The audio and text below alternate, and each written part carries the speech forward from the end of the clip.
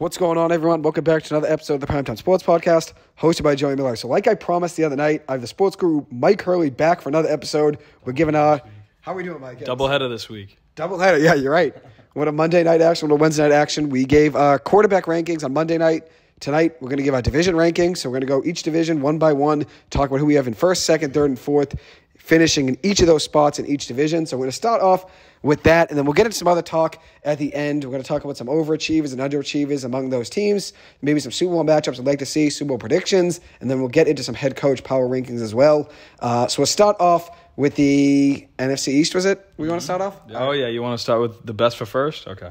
We'll start with the best division, NFC East. As you used to say, the NFC least, but it's a really good division now. 3 teams that made the playoffs last year, and the Commanders were only a game out of the playoffs last year, just about. So we'll see how the division goes this year. Maybe they'll make it this year. Who knows?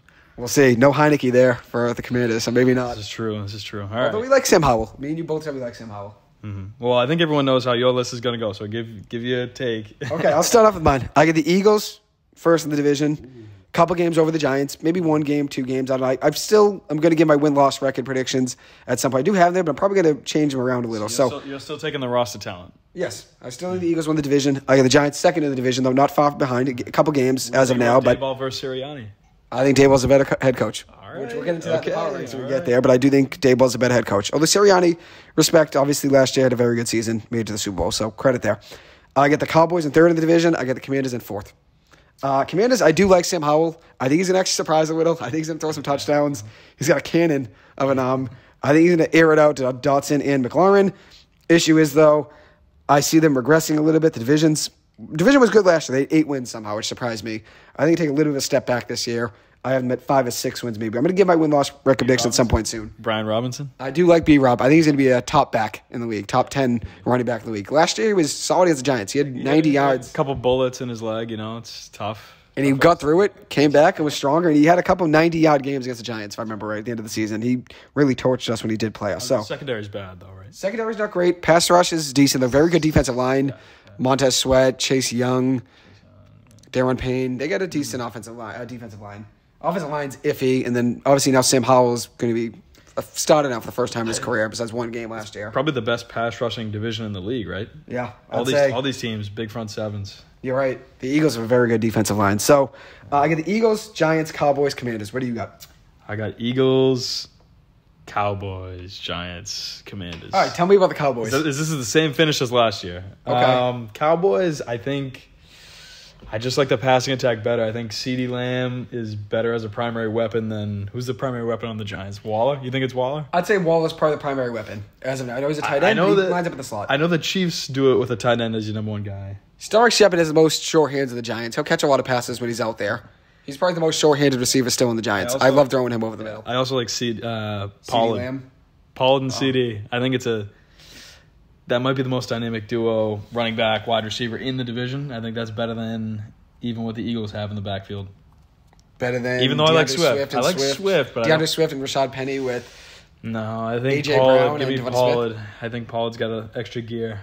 I'd take, honestly, the Eagles. They have a better offensive line, too. They do. They have the better offensive line. Okay, the offensive line. Yeah, I did take the Eagles number 1 in the division. So me too. I like the Eagles. I think Jalen Hurts, obviously, with what he did last year, impressed me a lot. I didn't really ever see him transitioning his game from college to the NFL with that passing ability. I thought, obviously, the running ability would be something he could translate, but I didn't think he was going to be that good of a passer in the NFL. So credit to him. Obviously, very good year last year. But it helps. He's got a lot of protection. It helps having that offensive line. It helps having 2 of the best receivers in football, especially trading for AJ Brown last year and getting a top receiver, a guy you can throw it up to in the red zone, makes a big difference. They're a wagon. They made it to the Super Bowl. It's tough not to pick them as to repeat. The division, too. Especially the division. Cowboys, though. So here's my thoughts on the Cowboys. Dak Prescott, though, I think there's been a lot of criticism around him over the last couple of years, and rightfully so. I mean, they haven't really gotten far enough. But when he plays, they're a top-scoring offense. They are. He did struggle last year with the interceptions. He was struggling. Hey, a lot of the top quarterbacks struggle with interceptions. I mean, Matt Stafford won the Super Bowl, throwing the most picks in the league. Sometimes it works, saying just screw it, air it out. If you're slinging it to the guys, I mean, it worked for Brett Favre. Burrow. I mean, Mahomes throws a fair amount of picks. Last year he threw a few. In the 2021 season, he had like a 4-game stretch middle of the season right before the Giants played the Monday Football where he was through 2 a game. Yeah, and everyone was doing this Mahomes going backwards. Is he regressing? Yeah. He figured it out. He got back on track. I mean, it's almost like an arm punt, right? If you chuck it downfield to Tyreek Hill and it gets picked off, okay. It's worth that 50-50 shot sometimes. Yeah, sometimes it is because half the time it's paying off for a touchdown. Yeah, more than half probably Tyreek Hill. Yeah, right. Probably more, which you'll get into some quarterback wide receiver stacks at some point. So you'll hear our thoughts on Tyreek Hill with Jalen Waddle and Tua, but... I'd throw CD up there with Dak. I like the connection. I think the Eagles have the best weapons there in the division. When you look at one running back, one wide receiver, and quarterback. The most depth, yeah. The most depth. Well, depth for sure. But I'm saying if you just look at, let's say you look at just Hurts with, let's say, A.J. Brown and Swift, I'd take that 3 over Dak, CD Lamb, and Pollard, personally. I would not, because I think CD is a more versatile receiver. I think he also will probably out-target A.J. Brown. Well, Devontae Smith's probably going to get more targets, I think, this year in the red zone. Move the ball up and I think Smith gets more touchdowns than Brown. That's a bold take, I think. I think he gets more. It's tough to pick the smaller guy to score more touchdowns because A.J. Brown's just such a huge target, big physical guy, like the jump ball. He dropped some balls, though, on Tennessee, and then last year he didn't drop many, though. He doesn't have the best hands, you're right. But he didn't drop many passes last year. I don't know if he repeats that same thing. Pretty balls, who knows? Hurts did have a good year. I know you do like Pollard this year as one of the top backs in the league, right? You think he's going to ball out? Yeah, I think Pollard's going to dominate. Doesn't have to share the backfield with Zeke. He's going to get everything. Pass catcher, he's speedy. I mean, he helped me win the Fantasy League Championship last year. He's a beast. He was really good. Do you think he takes a step back on the returns? I think they don't make him a returner anymore. Now that he's the lead back, primary part of the offense. Yeah, you do not. No, you don't stick him back there. But he is a very dangerous returner, though. I mean, even CD can return if you need sure hands back there. But I wouldn't put either of those guys at risk now. No. Without Zeke and with the line being what it is, you gotta protect those guys. Punt returns are just too vulnerable. I wouldn't put either one of those guys back that return. As for the Giants, though, let's hear your thoughts on the Giants. You have them third in the division. You don't really buy into the Jalen Hyatt edition and Paris Campbell edition, and obviously Saquon coming back now. There was obviously the controversy in the offseason. Is he going to come back or is he going to not? You got Saquon back. You add Darren Waller. Cole Beasley's on the practice squad to start since he hurt his knee. He'll be back, though, on the active roster at some point. I know you like Cole Beasley in years past. What do you think of this Giants team, though? You're not really that much faith. You don't really have that much faith if you have them third in the division, which it's a tough division, so it's okay at the end of the day. I saw last year. I saw a lot of games, and what have they done to the offensive line? Because the last time when this is the reason that I put the Cowboys ahead of the Giants. When the Cowboys play the Giants, the matchup is so in favor of the Cowboys' defensive line over the Giants. That's been the way, though, for years now, though. Not even just last year. You got to do something to fix it. I mean, you're in that division. You can't escape. The Micah Parsons show, running up, taking Daniel Jones' head off. Well, here's what we did in the offseason. We added John Michael Schmitz at the center position in the second round. He was a great steal there. Rookie, though. Rookie center, but he's good. He's not a left tackle. He was the best center in the class, though. We got him in the second round. Take that. And then you add in Evan Neal coming back for his second year. Hopefully he takes a step up, which Andrew Thomas struggled his rookie year and took a big step up. Okay. So I think we're praying that he takes a big step up, which I agree. We probably should add a little bit more, maybe added, which you're not going to add a tackle and say, oh, you're starting over Evan Neal, though. That's not going to happen. You took Evan Neal 7th overall. You're not going to start somebody over him. But here's the thing.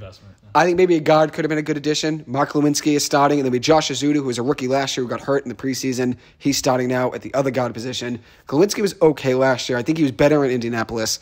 They just have a better system, I guess, offensively, the offensive line. They've been. I mean, even Saquon takes a lot of hits behind the line of scrimmage. Saquon does, yeah. Fair share, and he stayed healthy last year. So did Jones, though. Both guys had injuries. Yeah, but and they both did miss a game besides the last regular season game. I mean, they might have not been injured, but they did get hurt. They did. They take hits. They were banged up. Saquon had that shoulder for. He was banged up, playing through it. He missed some quarters. He didn't miss any games. They both played 16 games. Played like a quarter or something. Yeah, and then Gary Brightwell had the game-winning touchdown, which I know you know I'm a big Gary Brightwell fan. He made the roster, so did DJ hand him it. The last game? Yeah, they both did because the Giants already clinched. So Barkley, Jones, everyone basically. Campbell, Hurts did play because the Eagles are still fighting for the best position in the NFC. He ended up playing in those. He did. Yeah. I think they played in that game because they were still fighting for the NFC spot over the 49ers. The bye, yeah. So they still ended up playing in that game. And we're obviously, a wagon of a team. I think even with the backups, they probably would have beat the Giants that day with the Giants backups going against them. I just think the Giants' O-line is, iffy at best. If Daniel Jones takes as big of a step up like I think he does take this year, I think they're going to be right there at the top of the division, right? Second, they'll be right below the Eagles. So I think they'll be right there. And if you look at it, DJ last year limited the turnovers, took them down 15 touchdowns, 5 picks. Obviously, it was great running the ball, 7 rushing touchdowns as well. If he can get the passing touchdowns up this year, while still limiting he needs mistakes. time to throw the ball to get the passing touchdowns up. If he can limit the mistakes, so that would be huge. I think the Giants will be right there though at the top of the division though. A game or two behind the Eagles. They did make the playoffs from the third place spot, right? So they did. It's possible again. It's possible again. They won a game. So we'll obviously see there with the Giants. And then one last thing, we'll mention the Commanders really quick. Sam Howell, me and you both like Sam Howell to ball over the win. I could see, I don't know if they'll be a winning record team, but I don't think they're going to be like a 3-win team. I could see them getting 6-7 wins. Yeah. I have them probably 5-6-ish.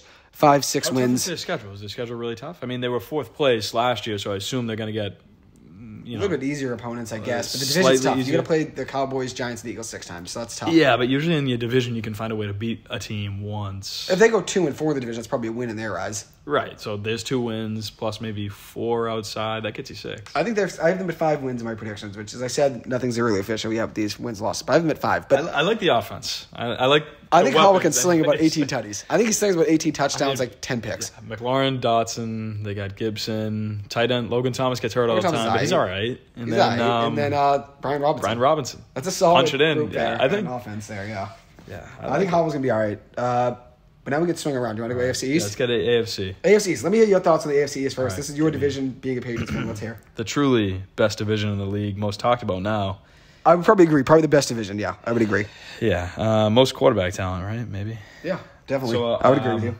Unsurprisingly, I got Bills number 1. I think until they get beaten and unseated, you got to keep the king in the king's chair here.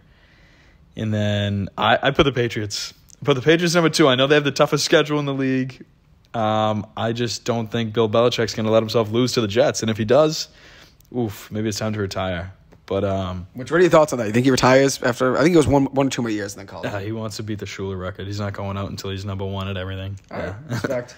So I got Bills, Pats. Granted, this is a bold take. Everyone's picking Pats to lose the division. Which is the thing. We're doing hot takes here. We're not coming in and just telling you it's going to be Chiefs versus Niners in the Super Bowl like everybody's going to say. So we're coming in with some hot takes that we believe also make some things interesting. As you know, me and Mike, we're never afraid to be wrong. You can't be afraid to be wrong. You got to send the ball down the field. Send it out there. I think I had the Broncos winning the division last year. Obviously, that was tough. I had the Raiders. I had the Raiders and Colts. I had the Chiefs in 4th. They win the Super Bowl. I had the Raiders and Colts making a run, dude. But here's the thing. We spray predictions around. We've been wrong about some. We've been right on a good amount, too, though. I'm going to put my money on the Pats. Pats defense might be the best defensive unit in the division. Yeah, I would agree with that. We'll swing them for a win there. At least Duggar, your boy. I like Duggar. I like the D-line. They added that guy Keon White. He's a house. Here's the thing, though. If they're second in the division, you have them making the playoffs then, correct? So they're going to be a playoff team. I got them, yeah. Right now it's plus money and they're making the playoffs, so. Maybe take it out there, see what the money is. I mean, hey, so you got the Cowboys. Not Cowboys. You have the Patriots in second by far. I switched. I got the Pats. I got Bills, Pats. Okay. Dolphins 3rd, Jets 4th. Wow. I think same old for the Jets. Jets in 4th with Rodgers. Jets. I've got the Jets under 500. I have the Jets losing 2 games to the Bills and Patriots each. So that's 4 losses. They're lucky if they beat the Dolphins. That's 4 losses to start. They might be getting skunked in the division. I don't see it. So here's the thing. Rodgers goes over there. No one was really talking about the Jets making the Super Bowl last year with Zach Wilson. Rodgers goes over. Now the expectation isn't even just to make the playoffs because they haven't made the playoffs in years either. That's not even the expectation. The expectation now is to win the Super Bowl, considering you bring in Rodgers. You don't believe in them even making the playoffs. All right. I'm going to put it to you this way. Take the names out of it. You bring a quarterback that did not make the playoffs last year and put him on a team that did not make the playoffs last year in the most difficult division in the sport. How do you expect that team to not make the playoffs? With no offensive line. The offensive line is very weak. Mekhi Becton needs to take a big step up. So he's a, 35, 6-year-old quarterback who is less mobile than he used to be? Put it that way. His knee is usually getting tender each year. I think he's about 38, Rodgers. Is he that old? Now, 39. Oh, my goodness. 39 years old. He was 38 last, 39 now. And who do they play week 1? The Bills? Bills week 1, Monday Night He's Football. lucky that Von Miller's not playing. Otherwise, it's good night, Irene. Von Miller's out for a while, right? The first 4 games, right? So I think he is out for, he's on the PUP list. Yeah. But here's the thing. You don't believe in Rodgers, even at all, to make the playoffs, which that's probably plus money, even them missing the playoffs, dude. 100% no playoffs for the Jets. You're not in on them. I'm in on them. 98%. I'm in on them making the playoffs. And maybe it's because I like Rodgers, which shout out Easy E. Me and him both like Rodgers. If I really want to dig in, maybe I look at the end of year schedule, see if they play the Dolphins or Bills in a big game late.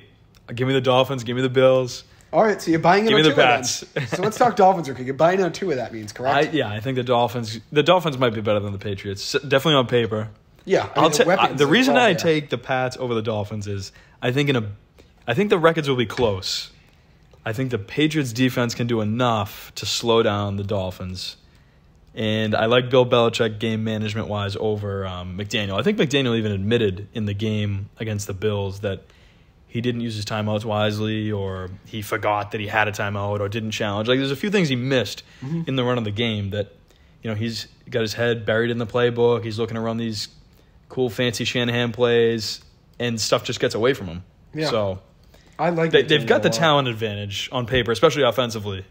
Talking Dolphins, yeah. But I'll take the Pats. In a situational game, I'll take the Pats.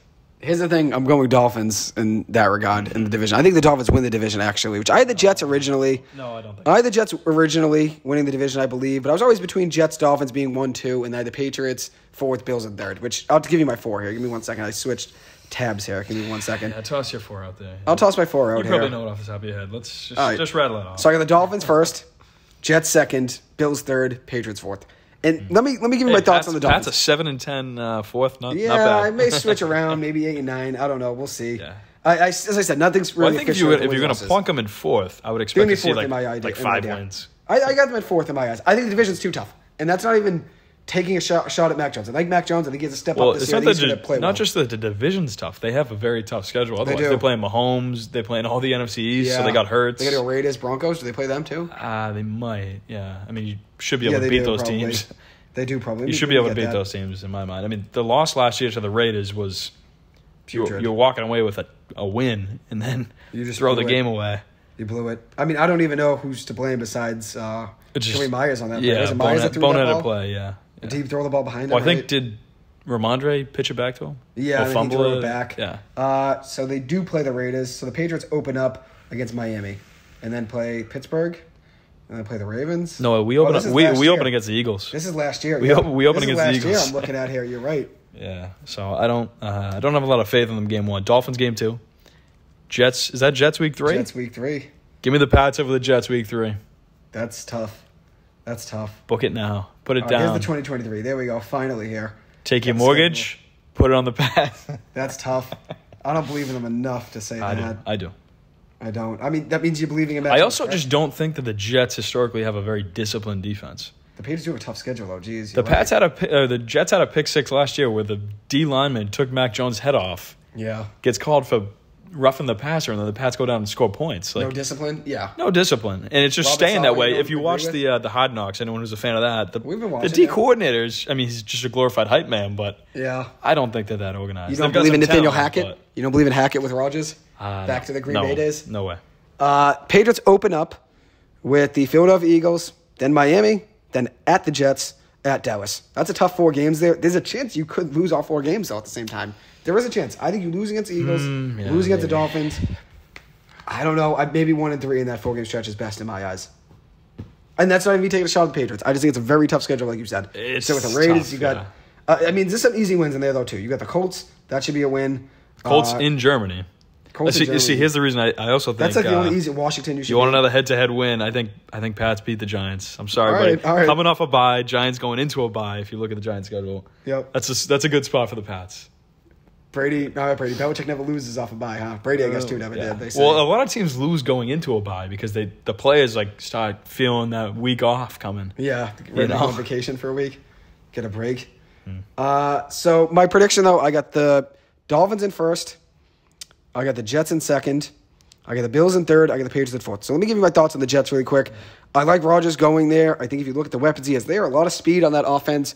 Alan Lazard was good with him in Green Bay. He's there. Miko Hardman's a good speed threat. And then obviously Garrett Wilson, that could be a good one-two punch there. Was just with Pat Mahomes.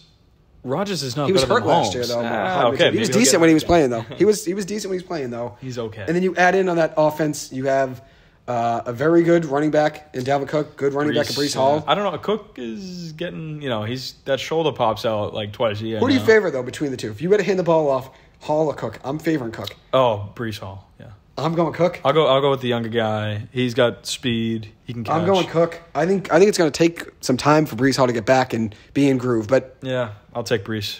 I respect it. All right, I think Cook will be the better back by the end of the year, maybe. Maybe James Cook. All right, we'll talk Bills, too. Well, I'll give you my thoughts on the Bills. Dolphins are first in the division. I really like Tua Tagovailoa this year. If I could redo my predictions from the other night, I had Tua 10th. I'd probably put Tua about 7 or 8. I'd put him up higher. I think Tua's going to have a really good year. I bought into Tua, and I bought into the fan submission on that quarterback rankings that was sent in. I bought in. Maybe they were right. Maybe Tua will be a top 8 quarterback in the NFL this year. I think he's going to have a good year. I think you have to buy in on those wide receivers with Tua. You have Jalen Waddle, Tyreek Hill. He had them last year as well. Obviously, the injuries were tough for Tua. If you can keep him healthy and find a way for them just to stay afloat if he were to get hurt. Let's say he were to get hurt and miss a couple games. If they could just stay afloat, which they weren't able to last year without him out there. They weren't able to really make too much of a run. They still made the playoffs, ended up losing, right, to Buffalo it was, right? But if they can find a way to stay afloat without him, let's say in the middle of the regular season, let's say he misses a couple games, I think they can still win the division if they can stay afloat for a couple of games. I have them at first in the division.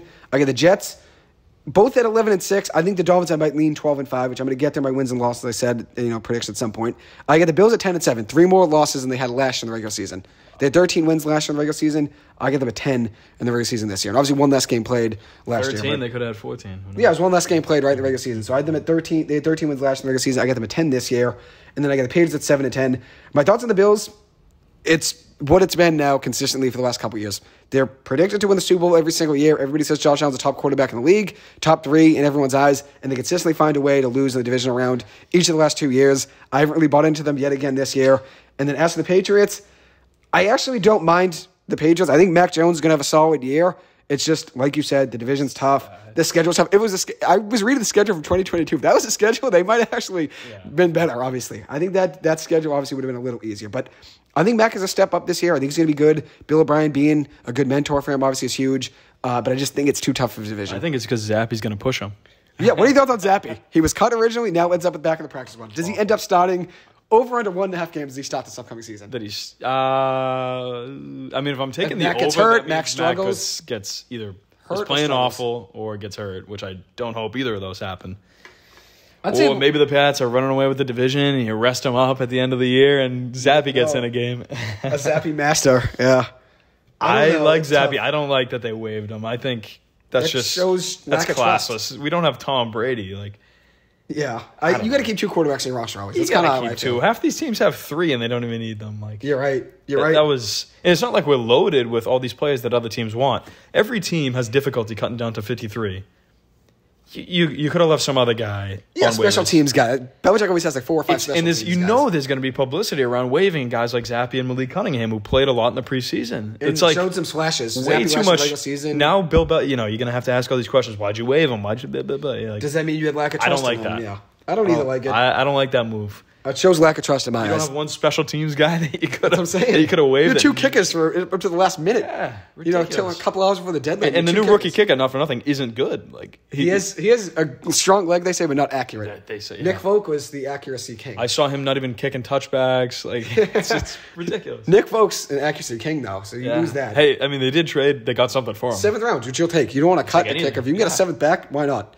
You don't want to cut even a good kicker, whatever it may be. You don't want to cut anybody. If you can get a 7th back in return, you always take that. 7 for a play that you're going to cut anyway. A play to be named later. Maybe use that 7th round And he's pick like, move what, up. 40? Yeah, he's up- old. he's up there, yeah. 4 years with the Patriots. But you could use that 7th round pick and move up from the 6th to the 5th round or something. You know what I mean? Yeah, You even never if they know. spend a pick on it. I mean, usually most of our wide receivers come from the 7th round or Or the later. special teams, gadget guys, all that. Yeah. So there's our thoughts on the AFC East, which I think it's going to be a fun division to watch. Like you said, the most competitive division in football. I'm just going to give it 2 cents on the Bills. I think the Bills, I don't think you're giving them enough credit. I think Josh Allen's a really hard competitor. I think he's going to be motivated, even more so with a guy like Rodgers getting a lot of the spotlight. Yeah. He's gonna be on a mission. I think the Bills are going to be in it, and they're going to obviously make the playoffs. I have them making the playoffs. I have all 3 of those teams: Dolphins, Jets, Bills making the playoffs. Here's my thing with the Bills. And though. he's been moved out of the conversation a little bit with the Mahomes Burrow. They've He got the is moved rivalry. out of the It used to be conversation Allen. It used to be Allen Mahomes. For like a year, yeah. Well, when that Like last year at this AFC matchup that they had where they were going yeah. back to back. So going into last year, just about this time, it yeah, was I that. think more people than not would have put Allen over Burrow, even though Burrow had made a Super Bowl. He did, surprisingly. with the no But offensive now line. I think more people have Burrow because Burrow's shown a lot of success against Allen head to head as well. Yeah, he has. It's tough. I mean, It's hey, hard, even but we both ranked Burrow ahead of Allen. I mean, we both did. he's- Here's the thing. he's I think winning. Allen's a good quarterback. Once again, I said he was a good quarterback. I had him 8th in the league, 7th or 8th, which is probably the lowest in the world. I'm probably the lowest on it. 8th are the lowest you'll see by anybody. Here's my thought process on that, though, which I'm not going back into why he was 8th. My thought process on the Bills, though, being 3rd in the division, is that they always go with high expectations, and they've found ways to lose in the playoffs. And here's the thing. This is just the regular high season. expectations only come because he's so good. It's not like historically the Bills have always been going in. But he hasn't proven, though, that he can win you big games. Just like Justin Herbert hasn't proven you he can win a big game. Two guys that have been proven. I think that Allen, that game big against KC, didn't it go to overtime and they lost the toss? They lost in overtime. They were up with 13 seconds to go. Allen had a big touchdown. On the road. Allen was great in that game. It was great. He put them up with like 14 seconds left? Yeah. He's shown flashes of top quarterback play to be top 3, top 5. Problem is, last year I had him second or third. I do think if you're looking at a weakness, they looked bad at home in the snow. The O-line wasn't as great, and he tucks and runs a little too much when the game starts getting away from him. And he has some boneheaded plays, some interceptions. He does. But I think it's the style of a lot of those guys, like Burrow, Mahomes, Allen. They've got great receivers, and they think we can get it all back right now. Me and my guy, let me chuck it downfield. Burrow does that too a lot. He does it. He does do it. In week 1 last year, he had like 4 fumbles and 4 interceptions. Yeah, he was still airing it out. Yeah, he was still airing it out. That's right. He did. He wouldn't have 4 tough picks. Fantasy game. Ridiculous. Like 3 points. That's right. I did have Joey big time for a little while. I think he threw 2 picks in the first quarter. You already with negatives there. Joey big time. He barely had positive points. We both believe in Joe Burrow, and here's the thing with Allen. I just don't believe they're going to be a Super Bowl contender this year. So it is like 10-7. I have them. They haven't made the playoffs. I don't think they should be a Super Bowl favorite because they technically make the playoffs. They're still a contender, right? I don't see them as a Super Bowl favorite. It's tough to put them as a favorite when they've never gotten there, never mind won it. So yeah, it's tough. Not that you have to have done it to be the favorite, but hey, we've got a little track record now, so I get your opinion. I guess we'll. And that's why I'm so low on the Jets. You're not a Rodgers I am guy. low on the Jets. I'm not a Rodgers guy. I'm not a Jets guy. He was 8-9 last year with that Packers roster, and now he's going to the Jets. A better roster. Is it that much better? Williams. Is it that much better? So they had a great rookie wide receiver on the team on the Jets. He had a couple great ones on the Packers. That guy Christian Watson was great. Yeah, he was good last year. And he was actually scoring touchdowns against the likes of the Bills and whoever else. But if you look at the Packers' talent to the Jets offense, the Jets are better on paper. Do you think that Garrett Wilson is that much better than Christian Watson? I don't think so. They're both probably equally as fast. Better route runner, I'd say, which might actually help. Yeah, I agree with you on that. Which might help Rodgers. I agree with you on that. You're going to get separation always. Scoring touchdowns. Watson probably had more touchdowns. He had a stretch of getting to a game for a little while. Watson had about 7 last year, I think it was. Some players have a knack for touchdowns. Yeah, it is a thing. Some guys just score touchdowns. Yeah, Cooper Kupp, right? Your boy. Cooper Kupp finds a way to get in the end zone always. Christian Watson finished with 7 touchdowns. 7 touchdowns. And how many games did he really play? 41 catches. He started in 11 games. Really probably played 7 and 11. Not bad for a rookie there. Started in 11, played in 14, and then Garrett Wilson was the other player you want to compare him to. And people were saying he was in Rodgers' doghouse for a while. He was. Rodgers not even Garrett looking his Wilson way. 4 touchdowns. Well, you were right, but 83 catches, 1,100 yards, and that was with Zach Wilson, Joe Flacco, Mike White. You're a big Wilson guy though. I like Zach Wilson to turn his career around at some point. I think it's gonna be a hell of a story when Zach Wilson starts a game again and gets back on track. Yeah, the XFL is gonna be great that year. What division are we switching over to here? We want to go back NFC North, maybe. NFC North. Let's dive into it. You want me to give my thoughts first? I'll give you. Or you start with the NFC. You're the NFC guy. All right, I'll give my NFC thoughts. I got the Vikings winning this division. I got the Lions in second, Bears in third, Packers in fourth. I think the Packers and Bears are separated by a game, which once again, none of this is. I think this would be the order, but there might be a chance the Bears and Packers both finish with, let's say, 6 wins in my predictions. We'll see, but. I have the Bears finishing third, Packers in fourth. I think when you look at it, I think the Vikings have the best roster on paper, and even with that big weakness on defense, their ability to score points is still there, obviously. I think they have the best offense in the division. I think the Lions' offense will be decent, though. They'll be good. And I think when you look at the Vikings last year, 13 wins, negative point differential. That division was really struggled last year, like you said. That was one of the weakest divisions in football. I think the AFC South was the weakest division, but they were right there, too. I think when you look at that division, though, the Vikings scored points last year. They found a way to do that. Maybe the defense plays a little bit better this year. Obviously, you have Justin Jefferson, Jordan Addison, Kirk Cousins, I know you like a little. I think they're going to win the division again, but I don't think they win 13 games again. I think I've been winning 10 games. Then I get the Lions in second, Bears in third, Packers in fourth. Let's hear your thoughts, your 4, and we'll break down each team together. I'm just going to give you mine for you to hear my thoughts. I actually just made an edit. I had a change of heart. I have the Packers winning the division. Packers, Lions, Vikings, Bears. Wow. I think the Bears are, dumpster diving again. Maybe 3 wins, 2 wins. I have them at 6. 6. I mean, there's going to be inevitably some teams win fewer than 4 games. It just always happens. 100%, yeah. Cardinals, Colts, I have under 4. Yeah. All right. But I just don't think the Bears are that good. Bucks around there. I got the Packers number 1. I want a little salt in the eye of Rodgers, and I also think the Packers match up well against the Vikings. Justin Jefferson, great receiver. Jair Alexander might be his toughest matchup. Best cornerback in the league, maybe. I got him as the best. I think he's the best. He's right there, yeah. Especially man-to-man cover. Oh, he's on the great. outside. And he plays with a chip on his shoulder always. He does, yeah. He hits, he gets in there, and He doesn't ever back down. And he also knows there's that inherent rivalry. Him and Justin Jefferson, they got to play each other a couple times a year, maybe it's three. All the talk on ESPN. All that talk. Yep. So the Packers. So I got the Packers. Yeah. I think Love has been, he's been stewing on the bench a little bit for a few years. He got to develop slowly. He's got Watson, Dobbs, and then we take a look at the backfields and we take a look at the protection. Minnesota's line, I don't know if they're any great shakes. The Vikings have the Packers line's decent. Yeah, still got a decent line. And they got, do you like Aaron Jones or do you like Madison? I like Jones more than I like Madison. Dylan or who's the backup to Madison? I don't even know. I'm not sure who's the backup. Okay, Hawkinson is good. I don't know who they got a rookie tight end now, and the Packers are supposed to be decent. What's the guy's name? Musgrave? Luke rookie? Musgrave, yeah. And we were just looking up their defensive roster. They got some studs. They can rush the pass, a good front seven. So Sean Gary. I say McDuffie. McDuffie, BC legend. Luke Van Ness, they took in the first round, pass rusher from Iowa. Played in limited snaps. Quay Walker was a high pick. Georgia, right? Yeah. So they got decent little pass rush in front seven plus, elite cover guy. Yeah. I like it. I like the team. I like them in the division to compete, to win it. Okay. I'm not saying they're winning with a 14-win season. I'm saying they win it with 10 or 11 wins. Here's the thing. I still have them last in the division as of now, but I think you've convinced me a little bit in the last few minutes when I looked at their defense. You had the Bears last. It was a game between. I had the Bears actually third. I had the Packers in fourth. Embarrassing. Here's the reason I had them in fourth, which I'll give you my thoughts on it. I didn't really buy into the Jordan Love hype. He sat on the bench now 3 years, right? And here's the thing. Looked decent in the preseason. If he showed some promise, though, over the last couple of years, maybe they would have said, hey, we'll trade you to a team. If somebody else bought into him and said, oh, he was looking good in the practice or whatever, maybe he looks good in the preseason game or even the limited snaps he got in the NFL, I think he would have gone elsewhere. I don't think he would have sat on the bench for 3 years, though, if he was good enough to start right away. Still getting paid. But Rodgers did sit. That's a good point. Rodgers sat for 3 years. Yeah. Alex Smith obviously started over Mahomes. Mahomes sat for a year. But he sat for 3 years, Jordan Love.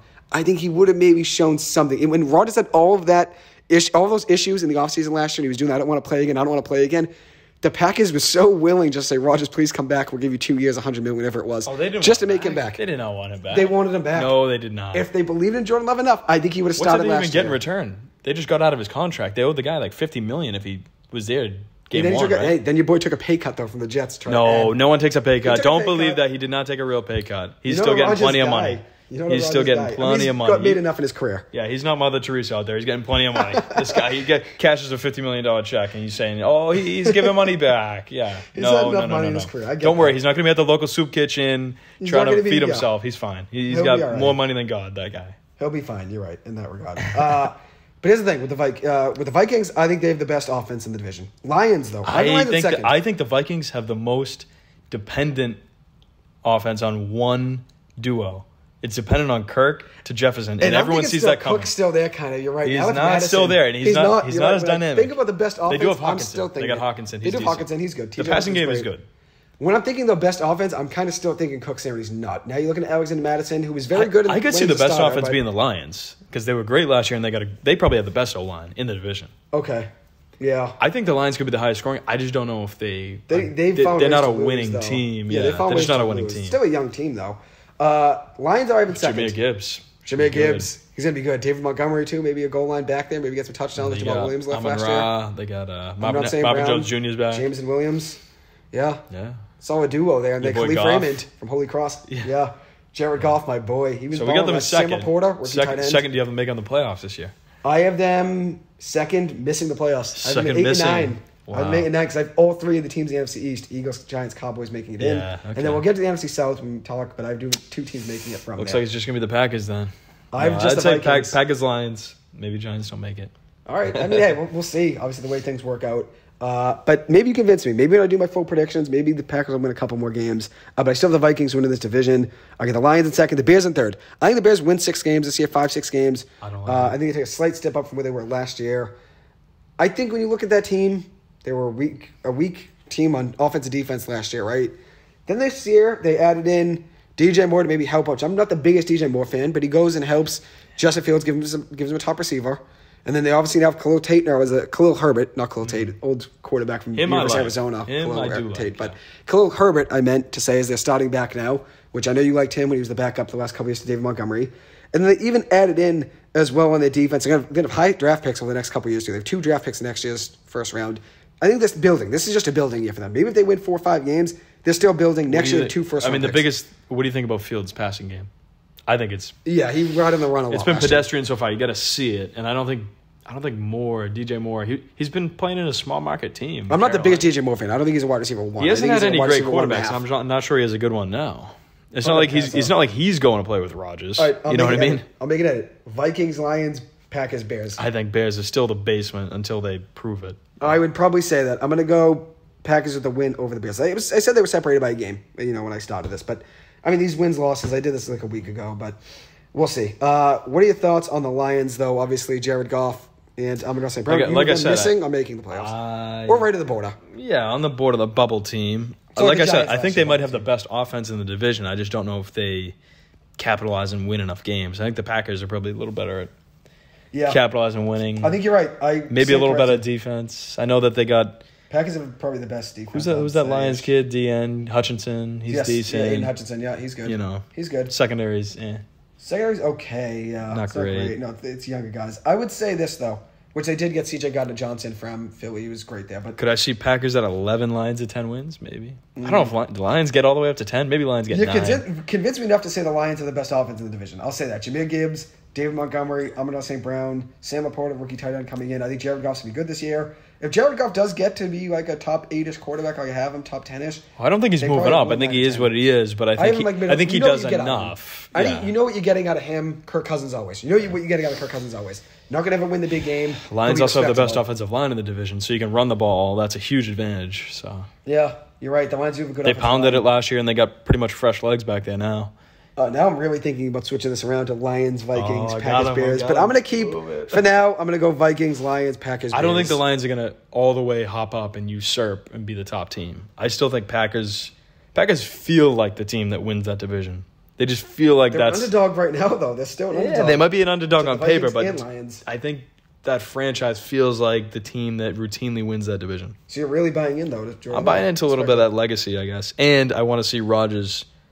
not make the playoffs and the Packers make it. I like that story. All right, it'd be an interesting one to see, obviously, during the course of the season. Which it'd be interesting if they play each other. I'm not too sure if the Vikings and the Jets do play each other. Well, don't worry, the Jets won't be making the Super Bowl, so. Yeah, you're not very high on them. You have them missing the playoffs, correct? Yeah. Oh, yeah. Fourth in the division? 7 wins. Let me see if they play each other this year, which doesn't look like it. It would be news. It would already be they do not play each other, though. No. Let's look at the Jets, though, which I'm not going backwards. They play a tough schedule to start, though. Bills, Cowboys, Pats, Patriots, Chiefs. That's the top 4, and then the Eagles in week 6. I mean, you could be showing them at 0-4 going into Mile High.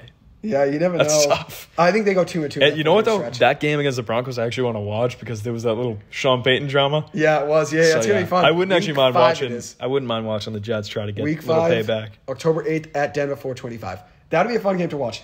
And they were talking to watch restaurant Nathaniel Hackett. Sean Payton was. Oh, no, it's at 4:25. No, I was looking at this, seeing 8:20. I was like, whoa, Sunday Night Football. That's the Chiefs one. Chiefs, yeah. But we'll move on, though, talking to the division here. But AFC that was a good one. We didn't really expect there to be much talk there, but there was. Yeah. NFC North, so we go to AFC North. Yeah. Yep. This is a division that's going to be a popular division to follow during the course of the season, for sure. I'll jump in there if you don't mind, Jim. Absolutely, yeah. Old school reference. I like it. All right, so here I've got Bengals, Ravens, Steelers, Browns. Bengals, I think the Ravens give them a run for their money. I think the Ravens' offense is much, much better this year as long as Lamar's healthy and ready to go, which I think his bank account's telling him yes. And his leg saying he's ready too. Yeah, right. It was, right? Or knee injury. I still think Burrow in a big game is the guy you want to put your money on. I think that they're going to retain the crown, but I got Bengals and Ravens both making the playoffs. Steelers, they look good. I mean, they look like they're improving. They've got some decent young weapons. Yeah. They're just a little younger across the board, especially on offense. Young receivers, young quarterback. But Tomlin seems to have winning seasons every year. So he does. Finds ways to win, which I respect, obviously. I got the Browns down the basement, so. I got the Browns in the basement as well. So I'll give my 4 here. I got the Ravens, Bengals, Steelers, Browns. I got the Ravens and Bengals both each having 11 wins here in these predictions, which I think the Ravens end up winning that tiebreaker, whether or not they have another win over them or if they both get 11 wins. I have the Ravens finishing first in the division. I got the Bengals at second, Steelers in third, Browns in fourth. I think the Browns win like 6-7 games. I did see today on NFL Network they had them as a Super Bowl dark horse, which I really don't see. I don't see them as a Super Bowl dark horse. My 2 Super Bowl dark horses, one team I already mentioned. The New York Giants, that's one of my best Super Bowl dark horse teams teams, and then Jacksonville Jaguars, which I know we both like them. Those are my 2 dark horses. I would see Giants over Browns, yeah. To be a dark horse. As for the Bengals, they find ways to win. Obviously, when you have a quarterback like Joe Burrow, it's easy, obviously, to win games, especially in the regular season. And then he's been competitive in the playoffs. Even when the offensive line's been very poor, he's been getting drilled in big games. He finds ways to respond and make big passes. As for the Ravens, Lamar Jackson now adds in 2 very good threats in Zay Flowers and Odell Beckham Jr. He's never really had receivers over his whole career. I know. Willie Snead was his best receiver for a couple years. His best receiver is a tight end, Mark Andrews. Yeah. Mark Andrews. I think, Bengals and Ravens can easily both score 30 a game, so... Oof. The electricity, though, on both of those offenses, though. I also think it's a very fun matchup to watch because stylistically it's cool to see the head-to-head. And 2 very good head coaches there. I like John Harbaugh. Yeah, Harbaugh's good. I don't know about Taylor. Harbaugh might have the edge. And the Ravens' defense I give Harbaugh the edge. Ravens always have a very... solid defense. They toe the line on defense. Very good pass rush. They just added Jadeveon Clowney, too, to that defense. I know he's a little bit washed up. He's washed. When he's going to get 3rd or 4th best pass rusher, though, it's like... It's not bad. Well, they got guys like Humphrey and Peters and stuff, right? Yeah. Peters gone? Or? Peters is still there, but he's injured. I believe he's still there, but he's hurt. Which is interesting. Let me see. Peters went to the Raiders, actually. No, he's on the Raiders. He left there. He went to the Raiders. That's what it was, yeah. Which I like the Raiders this year to beat their win total, but I don't know if they're making a long run. But regardless, though, I got the Ravens in first, Bengals in second. I like that Bengals offense, which I know you do too. The offensive line's still iffy. It's gotten a little better. They did add to the offensive line Orlando Brown. They added in the offseason. They did make the offensive line a little better. And you obviously have 2 of the best receivers in football, and T. Higgins, Jamar Chase. T. Higgins, Jamar Chase, Joe Mixon. I know you like... I think they have a decent little rookie running back, too, from what I heard. I don't know what his name is, Chris something. Which they lost their backup running back last year, P-Ron, right? So much P-Ron left? Yeah, P-Ron's gone. P-Ron's gone. And you don't really like Joe Mixon this year to make a deep run to be a top back. Yeah, Mixon's... He's getting up there in age, so... Yeah. Getting up there in age, and he was down in efficiency. The only good thing for him is that the passing game is so strong that, maybe he still carves out a good stat line, good number of touchdowns. I think he can still punch it in, but, the reason that a team like the Bengals can keep a guy like Mixon is they don't need to lean on him quite as much as they would if, they had no quarterback. Yeah, or no offensive line, no wide receivers, nothing. Burrow, the team lives and dies by Burrow and his health in the offensive game. Which he's practicing today. You got to keep him upright, so. He should be ready to go for the season. As for the Steelers, though, I have them winning, 8 games. Having being a respectable team, this would be their first time under 500. I have them at 8-9. Yeah, so that's a first regression. First time under 500. I do have a regression. That's because the Ravens are getting better this year. Lamar's playing. He missed some games last year. They just missed the playoffs, even with him being, a guy that missed some games. Steelers' defense, though, excellent. Very good defense. Ravens, usually. I like Kenny TJ Pickett. Watt. They got some studs. Minka Fitzpatrick it was, Devin Bush. I was saying Micah Parsons, but Cowboys. Devin Bush as well. They also added in today cornerback Desmond King from the Texans. The Texans cut him. He was a starter for them last year. Had a lot of tackles, too. Had a very good year for them last year. He ends up going there to the Steelers. Field for 50 minutes out of a 60-minute game. You're right. That's why a lot of those guys had a lot of tackles, including Jalen Petrie there. Starting safety, led them in tackles last year as a rookie. Probably just because they had, the most defensive snaps played, which is obviously tough. So it's tough for C.J. Stroud. And once you get my Houston Texans prediction, that would probably be the most surprising on any of these. I think the Texans will win some games this year. I'm not saying they're a playoff team, but I think they do beat their win total and expectations. As for the Steelers, though, I do like Kenny Pickett to take a step up this year. George Pickens, does he become that wide receiver 1 this year? I mean, he doesn't even have to because you got Deontay. So and hopefully Deontay Johnson catches touchdowns this year. He's allergic to that last year. Perfect QB rating through the preseason. He had 5 touchdowns. They had 5 touchdowns and 5 drives. He had 2 passing touchdowns. Wow. They were very efficient. Yeah. And then for the Browns, I mean, I'm not really buying into the Browns too much. Yeah. What do we have to say? 7 wins there. I'm not really buying into too much to Deshaun Watson turning back time. He'll be better than he was last year. I just don't see them being a playoff team this year. Although the defense is decent. They have some players though. Obviously, one of the best pass rushers in football, Myles Garrett. And a good wide receiver in Amari Cooper. For 300 yards last year. He did. Nick Chubb, good running back too. That obviously helps. If your best players are your running back and your D end, you got problems. Just like the Patriots, Judon and Ramondre Stevenson. You're right. Probably their best 2 players. Kyle Duggar though, your boy. I think Judon's much better than Duggar. Yeah, probably. Duggar's good though. Duggar's probably one of them. I'd say he's right there, second best. But yeah, I'm not really buying into the Browns too much. I have them bottom of the division, 4th. So, anything else to say about the AFC North? No, nothing there. I think that'll be fun one to watch. I'll see who wins between the Bengals and Ravens. Bengals, I like the top of that division. I'm going Ravens there to win that division. I like both of those teams in the playoffs, definitely. Oh, 100%. 100%. Now you get Lamar fully I healthy. don't think you want to face either of those teams in the playoffs. Pat Mahomes doesn't want to face them. I think Lamar wins a playoff game this year too, and he ends that talk. Definitely. Well, he's won. He's won one, right? One game. I think maybe they make a run, win a couple, maybe. I mean, the last time Lamar played against Mahomes, he beat him. So you're right. Don't forget that. He did. Which I have the Chiefs making a deep run this year, but as everyone does probably though. But so if they do, here's the thing though: if the Chiefs do make a deep run, they probably have to play the Ravens at some point. So maybe you see that. I don't see a repeat for the Chiefs, but I don't see a repeat. Wait, actually, my predictions I don't have them going too far. Actually, now that I think of it, I mean, different teams when we get there. The AFC is just so loaded that if you don't make the AFC Championship, it's not because you didn't play a good team. No, you're right. I probably should have said I had them making a deep run, I guess, in the AFC West. Because I had them top of the division easily, which I think probably everyone has them in the top. Yeah. But I have them winning the division by 3 games. Jump to the AFC West, I guess. We're already we'll talk AFC West. Let's jump into it. Do you want to give yours first or mine? Yeah, sure. I'll do the AFCs first. I got Chiefs. For some reason, Raiders, Chargers, Broncos. All right, I like that. I'm not sure what my calculus was on this. I just knew I had to put the Broncos last and put the Chiefs first. Okay. Last year I was the opposite. Mm-hmm. I'm not going that bold. I'm not going to bet against Mahomes. I just think the Chiefs, until further notice, are the kings of that division. Yeah. That doesn't mean I think they're going undefeated in the division or undefeated on the year. I just think they're going to find a way to win the division. I think their offense is potent. They go 4-2 at least in that division. Mahomes knows how to run an offense, knows how to win games late. Yeah. He's really tough to beat in a close game, and you're going to play close games against your division opponents.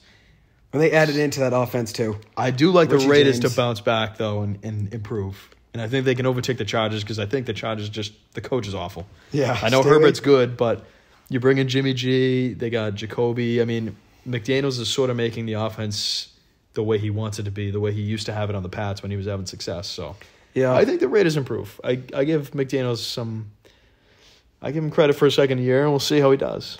Here's the thing, and this is a tough thing for me here. I had the Chiefs first, Chargers second, Raiders third, Broncos fourth. I think the Raiders. You're not a big Chargers guy either. I'm not a big Chargers guy. And here's the issue. You like my list. I'm probably making a change. Yes, I'm probably switching it to Chiefs, Raiders, Chargers, Broncos. And here's why.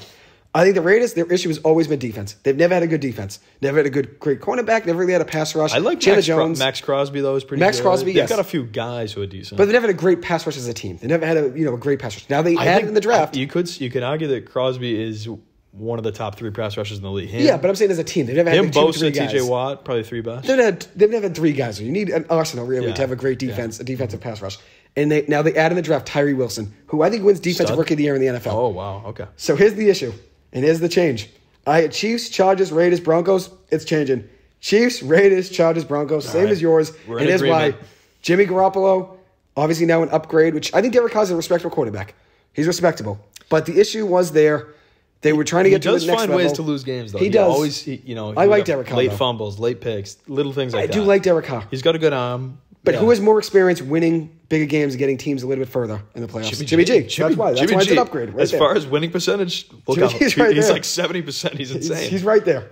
And now you do have... He's more fragile, I think. He has maybe the best wide receiver in football in my eyes, Devontae Adams. If not the best, the second or third best running back in football. Josh Jacobs. Probably third, fourth, fifth, whatever it may be. I mean, he definitely was the best pure... handoff running back last year. I don't think there's much question. It's tough to look at it because I'm always thinking fantasy-wise. But who do I want on my team, running back-wise? Not just fantasy-wise. He's up there. He's like top 3 probably. And he gives you a lot of what you want, like goal line, short yardage. He can catch a little too. Yeah. And he also had endurance. Like he was ripping off 25 carries a game, home runs in overtime, 80-yard runs. Yeah. He does got the. He was killing. Didn't he? He had a stretch where he was going over 200. Like he was a couple 3 games. weeks straight. Ridiculous. So I got the Chiefs, Raiders, Chargers, Broncos.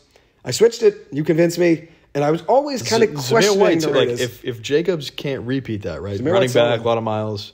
Zamir White, pretty highly touted running back. So they added in your boy Jacoby Myers, and they also added in Marcus Peters a corner.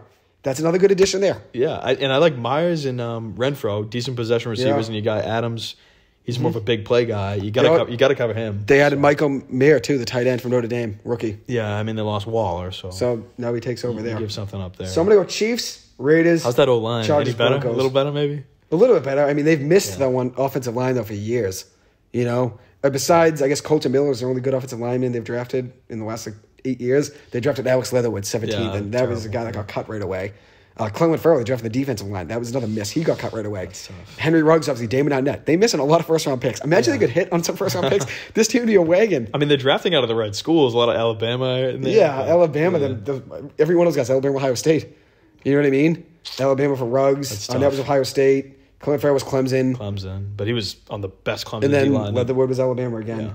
Yeah. But I'm going to go Chiefs, Raiders, Chargers, Broncos. Broncos, I don't really buy in too much to them. No. I think they win some more games than they did last year. Sean Payton's a good head coach, but I don't think that team makes a deep run, though, in that division. I don't see them. He's going out to 500. I think he's an overrated head coach. 1 Super Bowl appearance. You're probably right about that. He was up in the booth last year talking. Now he's still talking ragtime. They wanted I don't know. 5 first-round picks at first from him. And I was high on Russ. I couldn't be lower on him. What did I have him ranked? 30th in my quarterback list? Yeah, very low. I had him like 27. He has fallen off. He has fallen off. He was aggressive before last year. Jerry Jeudy, top weapon. I don't think he's any good. He's hurt. I mean, the backfield, they're running back towards ACL.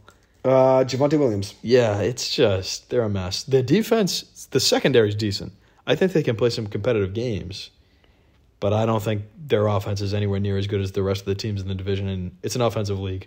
So all the rules are swayed to offense. What they gave up in return, Denver sent their first-round pick in this year's draft, which was 29th overall, to get Peyton, and a second-round pick in next year's draft in exchange for Peyton and a third-round pick. This is a swipe. So they're giving up a 1 and 2, and they're getting Peyton and a third back. Which, a first is actually solid return. At first, they wanted like three firsts for him, if I remember right. That's ridiculous. There was a report they wanted like 3 firsts. I don't even think you could get 3 firsts for Bill Belichick. Yeah. And, not now, Probably not. Probably not too many now. But yeah, I agree with you. I think Peyton's overrated. I think you convinced me on that even last year when they were talking about him going to the Chargers maybe if Staley were to leave. I'm going to go Chargers third. I think if you look at that team, high firepower. They have a lot of weapons. Oh, I mean, Mike Williams, they might have the best talent in the division. Austin Eckler. And then you also add in Keenan Allen. Yeah. Joey Bosa. And you got Derwin James. They got a solid defense. They got another guy. All around. Kenneth Murray. Kenneth Murray's solid. Yep. Yeah. Kenneth Murray's solid. Asante Samuel Jr. I mean, they have a solid team. He's pretty good, yeah. They have a solid team. It's just they find ways to lose. Last year against Jacksonville. They probably have the most athletic guys up and down the roster. I mean, even Herbert compared to Mahomes, like he's 6'6", got a gun, but just doesn't really Mahomes work. Has all the other intangibles. Doesn't work in the playoffs. Obviously, they blew that. But I'm not blaming just Herbert, though. That was a defensive collapse. I blame the coach more than anyone else. Yeah, coach. I mean, if you can't shut a game down, call a timeout, get on the sidelines, you give 2 touchdowns. If you can't close it out up 28-0 or whatever, it's like. Here's the thing: you call timeout and you give 2 touchdowns. And say, hey, we're still up 2 touchdowns. Wake up. Start running the ball. Start doing something. Yeah, make an adjustment. He made nothing, and obviously Doug Peterson's a bad head coach. Going for it on 4th down instead of kicking field goals. He's just all over the field. He's making losing decisions. That's the thing, and I do have a friend that's a big Chargers fan. He's a Clippers fan as well. My buddy ClipK74. Check him out on YouTube. He knows everything about the NBA. Knows all the stuff. Great podcaster. Gives a lot of insight to the Clippers, but also the NBA in general.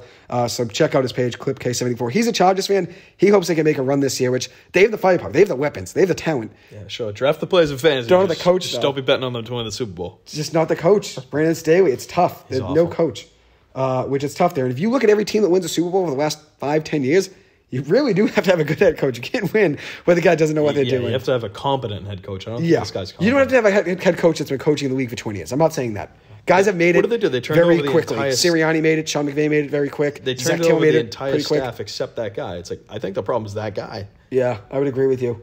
And then if you look at the Chiefs, I mean, Andy Reid's been one of the best head coaches in football for years. Yeah, it's like you have to compete against him a couple times a year. Josh McDaniels isn't even a great coach either. Like, he's not. Sure, he's not, but he's more experienced. He's better, though, I'd say, than Staley. He's more experienced, and he's behind Bill Belichick. Like, he's better than Staley. That's why I take the Raiders. He knows second. a little more than Staley. I get the Raiders second. They add in a cornerback, which they needed, Marcus Peters. Even he's a little washed, he's better than what they probably had in years past. And they add in a good pass rusher. Staley's making decisions. He's like in the red zone, 4th and 1, down 2 with 30 seconds left, and he's going for it on 4th down. Yeah. It's like, just kick the field goal. Go up 7. Go up 7. Yeah. If they're up 4 on the 1, with the 4th and 1, he'll be going. No, he's down 2. Oh, down 2, yeah. No timeouts. 4th and 1. I've seen it positions though where he goes for it on 4th and 1 on the 25. Rather than just kicking the field, making a 7-point game, and maybe giving it back. Staring in front of the camera and saying, "Well, the stats say no. How about take the points and win the game?" Big analytics guy. What can you do? As for the Chiefs, which they don't have a number 1 receiver like Tyreek Hill, but they have a lot of weapons on that offense. Marquez Valdez-Scantling, Rashee Rice, who I think is going to be a breakout receiver for them this year, a rookie. I think he's going to be the best, one of the best rookie receivers in this draft class. Which it's tough to see who's going to be best between Zay Flowers, Jordan Addison, Quentin Johnston. It's tough to really predict. I think Rashee Rice is going to break out. We like Zay. I like Zay. Yeah, it's a Zay. It's a Zay. Zay's going to go off for sure. I like Rashee Rice, though, to ball out. You added Richie James. They also have Marcos Valdes-Scantling. And then Sky Moore as well. People predict maybe to have a breakout year. Yeah. They lose Juju Smith-Schuster, lose Mecole Hardman. Those are 2 losses there. But we'll see how they do. But I think the Chiefs still win this division. I think everybody probably has. I think they're in that era now, like the Patriots used to be, where it's, instead of having the high price guys, you're just filling in dependable, decent, either younger guys or veterans who aren't highly paid, like an MBS. Yeah.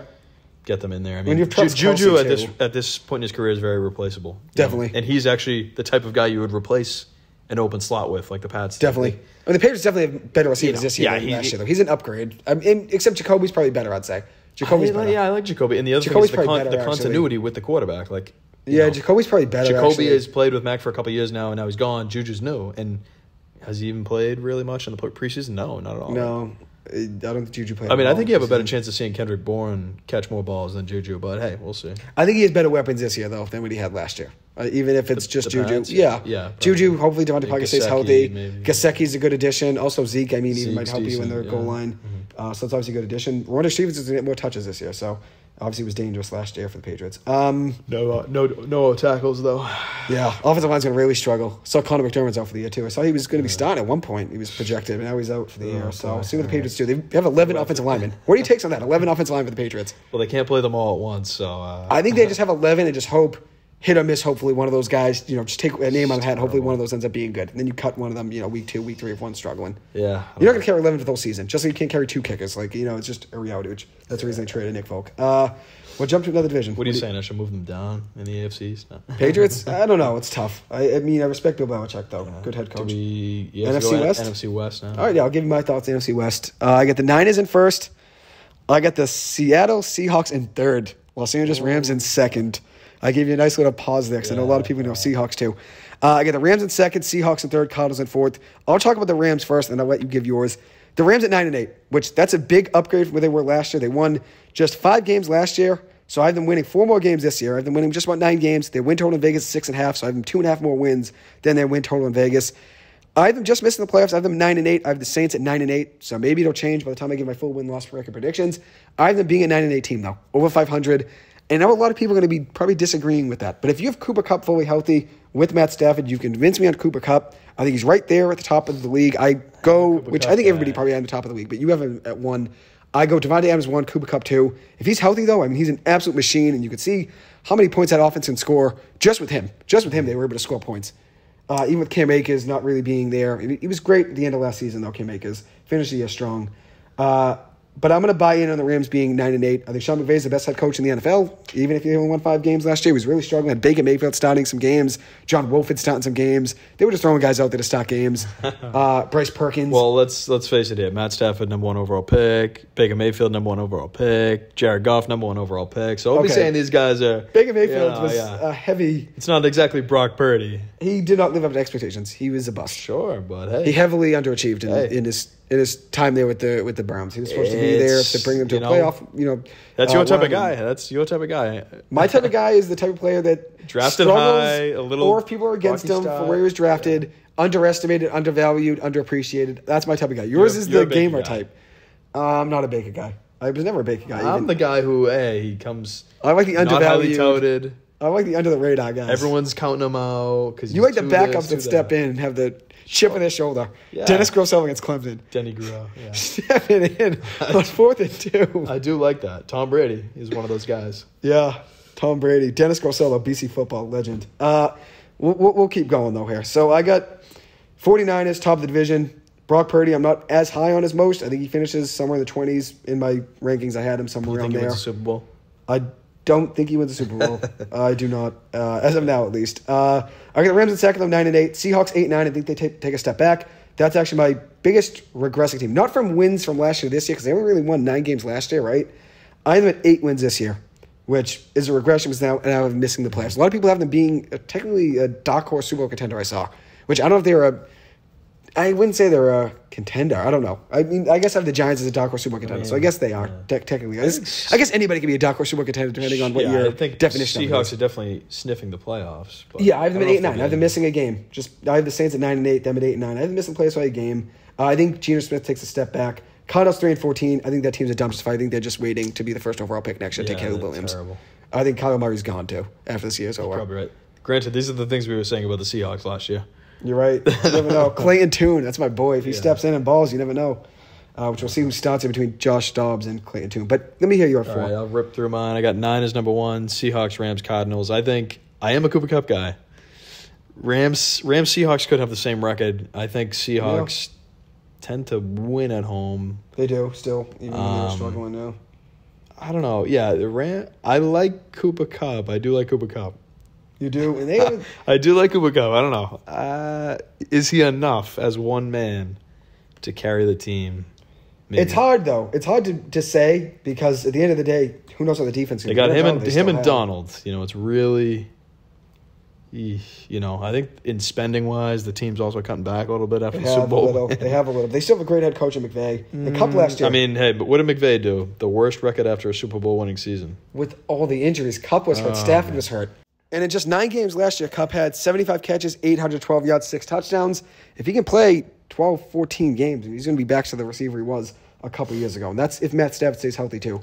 And another guy to watch out for in that offense is Puka Nacua. He's a rookie wide receiver. Very underrated receiver from BYU last year. I think he's a guy that's going to be getting some catches right away in that offense and be in the mix out of the slot. He was respected out of BYU. Line? It regressed last year, obviously. It did. Can't have gotten much better. But I haven't won in 9 games. I don't know. I haven't been a surprise team. I like Sean McVay. I think Cam Akers last year, his last 6 games, was back to some degree. 512 yards in his last 6 games last year. 6 rushing touchdowns, 11 catches for 99 yards in those 6. He was back as a starter at the end of last year, and even with all the turmoil midway through last season, balled in at the end, balled out at the end of the season. So, yeah, I mean, I just think the Niners run away with it. I don't even know if any of these other teams make the playoffs. Yeah, I have them all missing. But the Niners are a wagon. I'm pretty high on Purdy. I think he's decent. He's got all these weapons. He just has to facilitate. O-line, D-line. Deebo Samuel, Christian McCaffrey, George Kittle, Elijah Mitchell. They're going to dominate the line of scrimmage all over, up and down this division. So. Defensive line's great, too.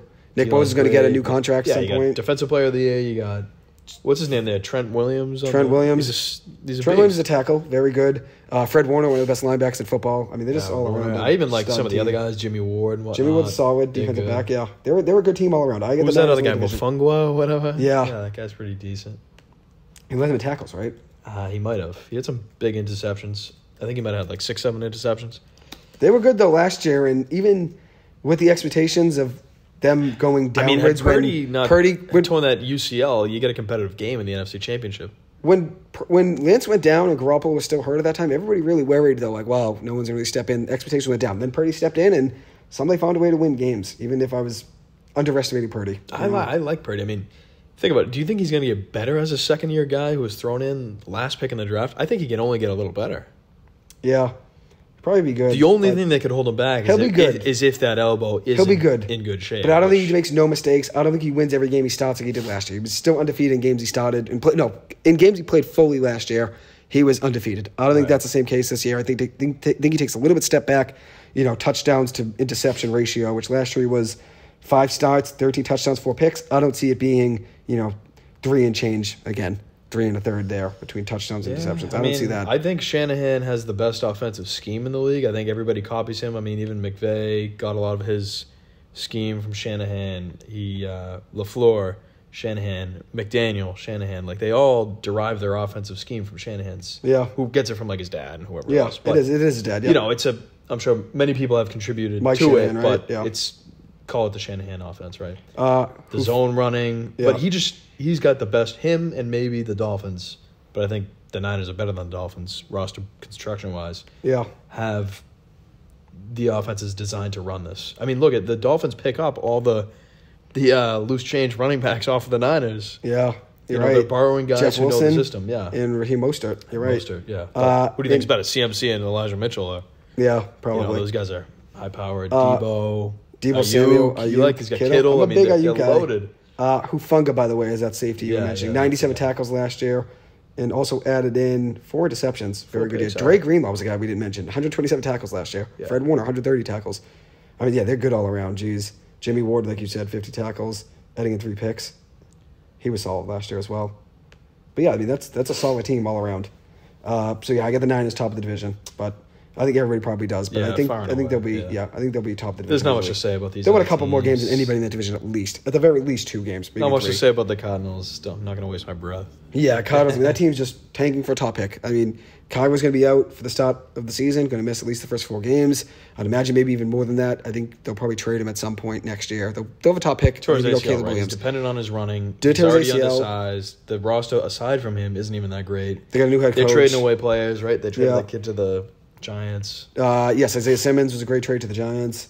They traded a tackle as well. Tackle for them. I mean, I do like Seahawks over Rams. I'll just give you my take, I guess. I think the Seahawks have a little bit more depth across the board in their roster. Geno was decent. They had a good defense last year, too. Yeah. Their running games should be looking good. Kenneth Walker and the other kid. Zach Charbonnet, second-round pick. DK, Lockett. Jackson Smith and Jigba. Yep. I mean... Noah Fant. Yeah, they have a solid offense. They loaded up. I think Geno takes a slight step back than what he was last year. He's not going to have 70% completion percentage again this year. I just don't believe he's going to do that. I mean, even if he does, Mahomes doesn't throw 70% completion percentage. No, but I think why they were so good last year was because he was so accurate, because he was so playing well. You know what I mean? They were a top team in the league last year, making the playoffs, winning 9 games, and being a very good offense because of how good the run game was with Kenneth Walker and how good Geno was. But here's the thing. I think Walker takes a slight step back this year because of the injury. Is a groin injury now, which he's missed the preseason, which is fine. I think a slight step back, not just because of the injury, though, because Zach Charbonnet is going to be taking those pass-catching reps from him. Maybe he might break up his groove. Somebody's still going to be producing, though. Yeah, I think he might break up his groove, though. He had Penny there last year, too. Rashad Penny was there as well. He wasn't, You're right, that's not a bad point. He didn't dominate the backfield from the start. You're right, not a bad point.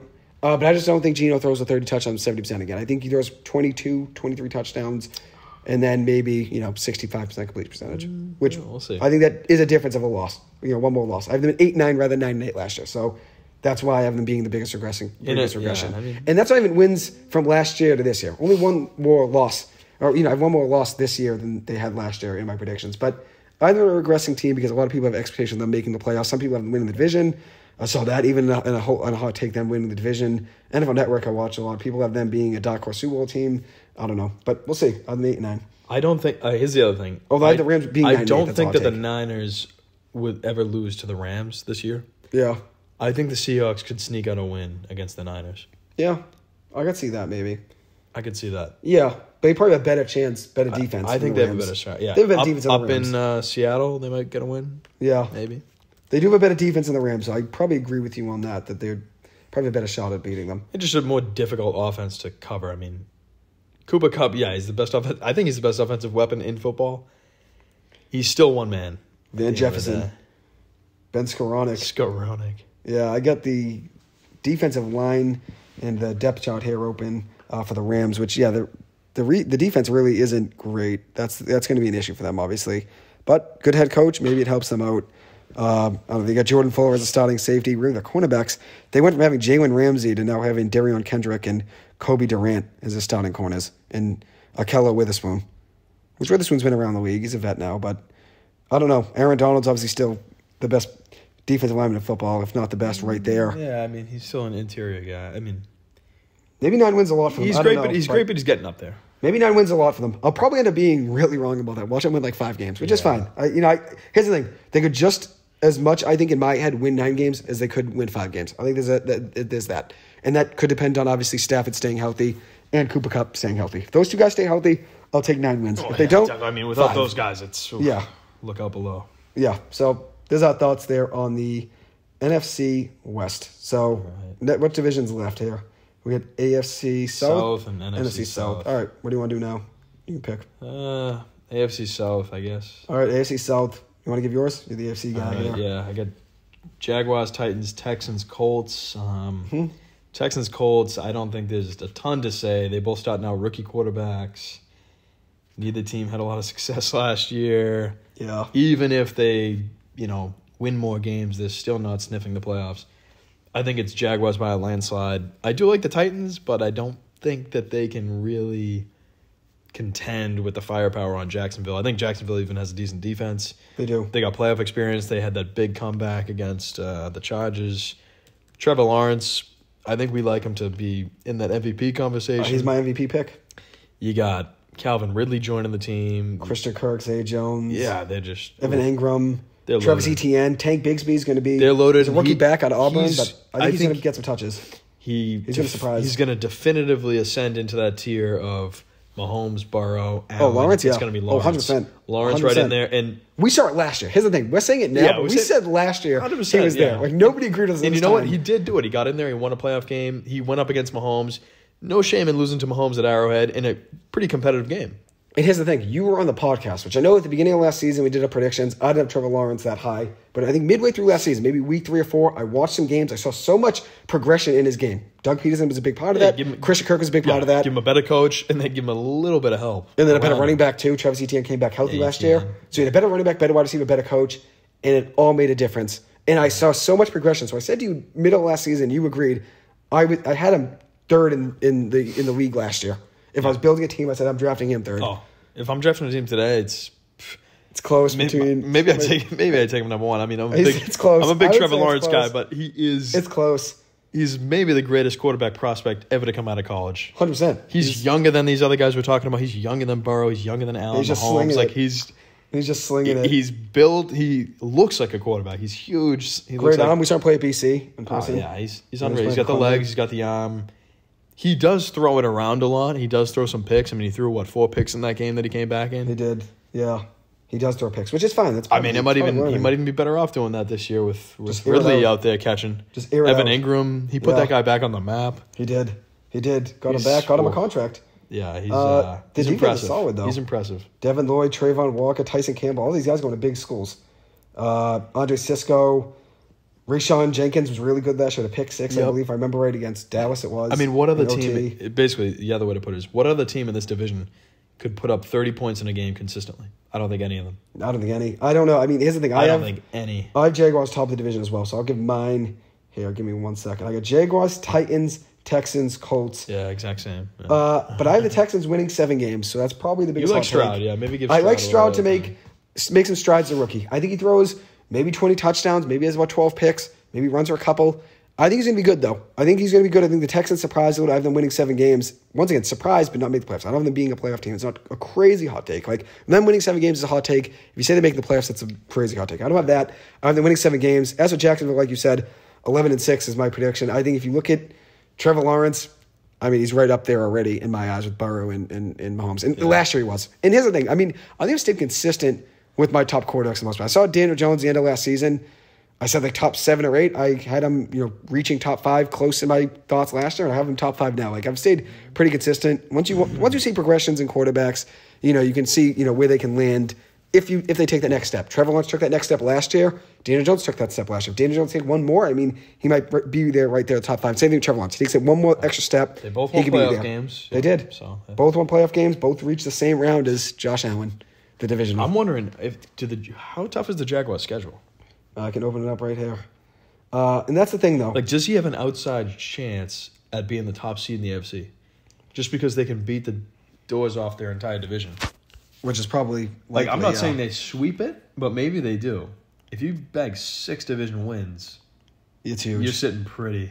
Oh, 100%. In a weak division already, too. I think the Titans could sneak one off them on the road for the. So, first 4 games: Colts, Chiefs, Texans, Falcons. Oh, that's 2-2 at the very least. I'd say 3-1. That's 2-2 at the very least. I'll say 3-1. Do you think he sneaks one on Mahomes week 2? Maybe. I don't. I think he loses that game. I think he beats the Colts. At home? It's at home. CBS here. I like 1 o'clock game. At 1 o'clock, that sucks. It should be. It should be a night game there, just for Trevi versus Mahomes. I'm going to go. Zone, should be red zone. We'll be watching. That's going to be a high-scoring game. It will be. Get your popcorn. 38-35, 41-38. I'm going to go. 52-50. Oh, I'd be unreal to watch. I'm going to go Colts. They lose to the Chiefs. Beat the Texans, beat the Falcons in a close game. Then they got the Bills and then the Colts again. So that's like 4-2 right there. Wow. That's 4-2 or 3-3 at the very least. That's a 3-3. So they're playing Chiefs, Bills. This is because they won the division last year? Yeah.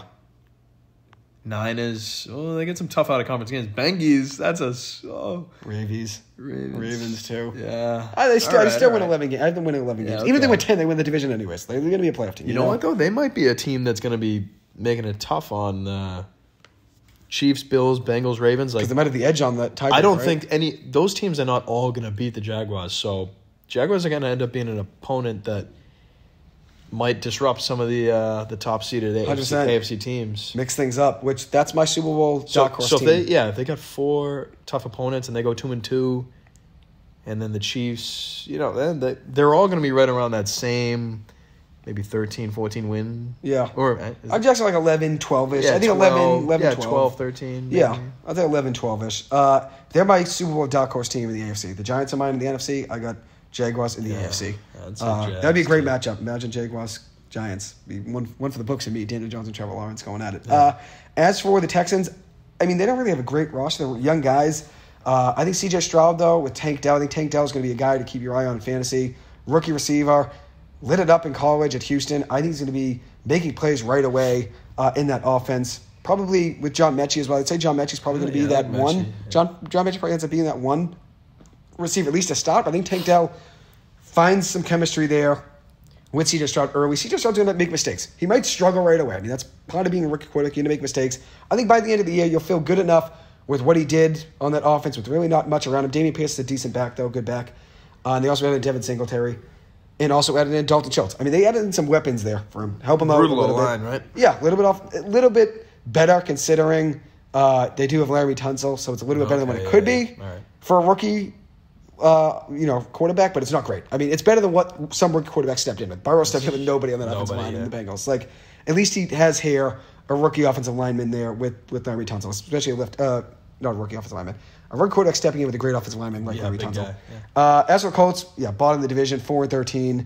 Anthony Richardson. I don't think Richardson we're not really should that be. high He's on. supposed to be a project, and He'll they got have him going right away. Watch this. ESPN, first week or two, he'll have a great run, a crazy play, whether it's a great run, a great pass. They'll light it up all over the internet saying he's the next Cam Newton. Do you think he plays the whole year? Lamar Jackson. I think he's going to get banged up. I think he gets benched at some point, which I would have sat him anyway to start the season. He had 53 they got Minshew, right? Minshew can win games. Minshew can win some games. He kind of fits the mold, the little Heineke style guy. Yeah, it's a game of type that you're a fan of. I like that guy. You're the gamer type, I'm the undervalued type. Which are both kind of similar. If Minshew plays more than half the year, maybe Colts supersede Texans.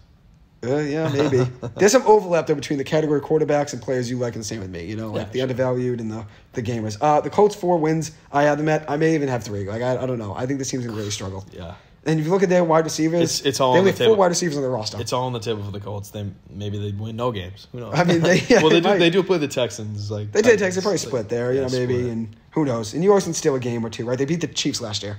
Early in the season. Right, they did beat the Chiefs. They did beat the Chiefs. 2-win Colts Matty beat Ice. the Chiefs. Matty Ice. So we'll see what happens. As for the Titans, do you buy into DeAndre Hopkins being a wide receiver 1 again and stepping up and helping that offense? He's going to help them for sure. Treylon Burks ends up being the 2 now, but... No, 100% no. Glad that the Patriots did not get Hopkins. So you'd rather... I don't want Hopkins. You'd rather not have Hopkins than have him? I would rather not have him, yep. Oh, that's tough. I would rather have him. I think the Patriots needs a top receiver like him. No, don't want him. If you look at every quarterback we just named, Trevor Lawrence gets Kirk. He's just not my kind of Josh guy. Allen gets Stephon Diggs. That helps him. Joe Burrow gets Jamar Chase. That helps him. These guys are much, much better than Hopkins. Aaron Rodgers had Devontae Adams. It definitely helped him. It's like you need that top receiver. Devontae Adams is so much better than Hopkins. Stafford gets Cooper Kupp. Cooper Kupp is better than Jerry Rice. He's better than Hopkins. Here's my point, though. You get a top receiver, it does make a difference. Yeah, but this guy, I don't think he's a top receiver. I don't think he's a top receiver. I don't think he's a top receiver anymore. I think he's a big the ability to help you, though, still stretch the field and be that. He'd be the number one. He's Devontae Parker with a bigger name. That's all he is. I don't know. He's a better 50-50 catcher, a lot better of a career than Devontae Parker. That's all he does. Devontae Parker did not have as good a career. Against the Patriots, I think he lost them the game by fumbling Hopkins, right? Didn't he? He did have a fumble. Years ago, yeah. He did, yeah. Someone hit it around, came around and hit it from the back. But, I don't know. I have the Texans winning 7 games, Titans winning 7 games. So same amount, even with DeAndre Hopkins being in Tennessee. But I think Tennessee struggles a little. I do like Vrabel. And I like Vrabel. I like Derrick Henry. Derrick Henry's still going to get a lot of touches. Even in the season he got hurt last year, he still was one of the best backs in football. Rushing yards wise and still tough. He's a load. He's tough to stop. But I think that offense struggles. I think Tannehill's... Treylon Burks is decent. Burks might be a breakout candidate receiver, people are saying, which we'll see. The little tight end isn't bad either, Okonkwo. Yeah, Okonkwo. He was good last year for them and limited opportunities. We'll see what he does this year. But obviously as well, now getting Derrick Henry, that makes that offense a little bit better, which I don't really buy into them, though, being, a team that kind of was decent last year. They were still competitive, even though they missed the playoffs. Still competitive. But I don't see them being close to the playoffs. It's 7 wins I have them at, which we'll see. But I think Jacksonville owns that division for years to come. Then the Titans are on the rise as well. The Texans, excuse me. Yeah. The Texans are on the rise as well, I meant to say. I think they're a team to watch out for. Not this upcoming season, but next year. They'll have a couple top picks again. We'll see. We'll see what they do. But that team's going to be ready to roll. These Ohio State quarterbacks, they come in.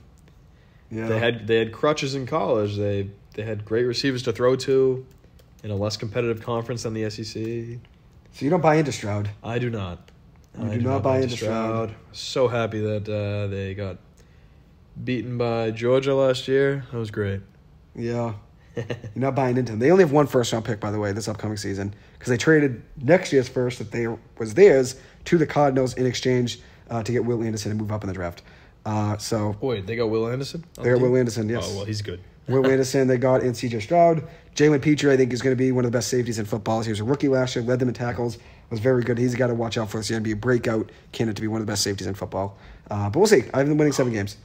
But yeah, you don't really buy into the SEC, Ohio State quarterback hype. No, Justin Fields, you don't. No. Not Stroud either. I think Stroud's going to be all right. Think about this. This guy Fields threw 50 touchdowns the 1 year in college, and then he's coming in the league. He can barely throw 5. He was running too much last year. He might get himself hurt if he keeps doing that. Obviously, he has to figure out a way to limit that. But we'll switch over now, NFC South. Yeah.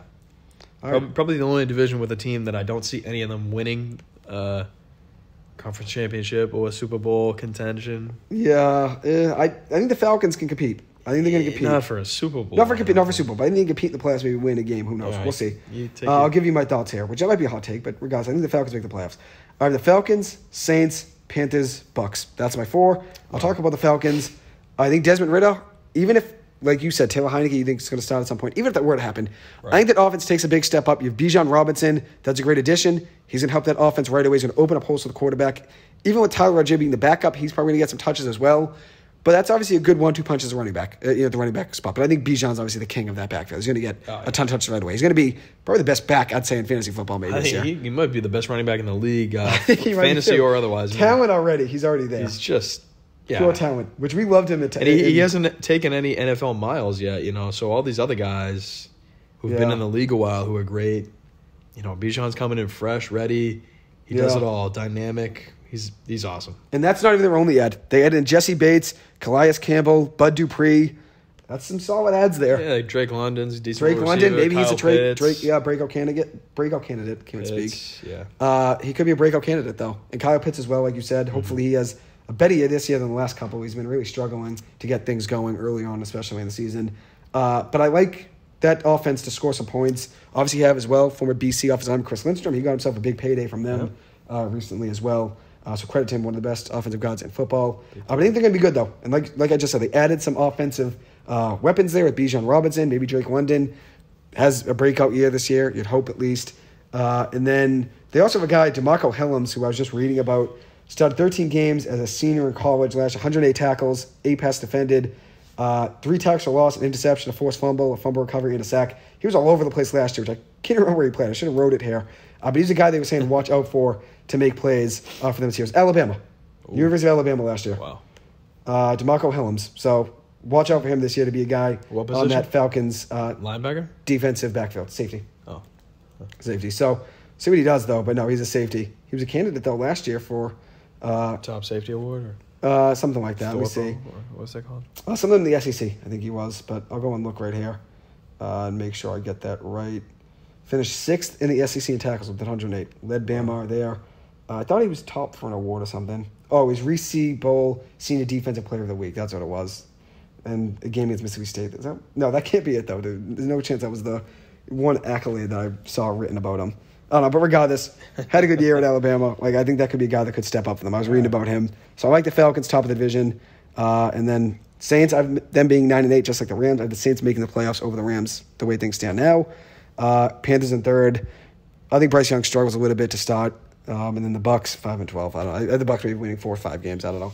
What are your thoughts on the NFC South team? I got Saints, Falcons, Bucks, Panthers. You got me leaning now Falcons. I think Falcons probably have the best offense.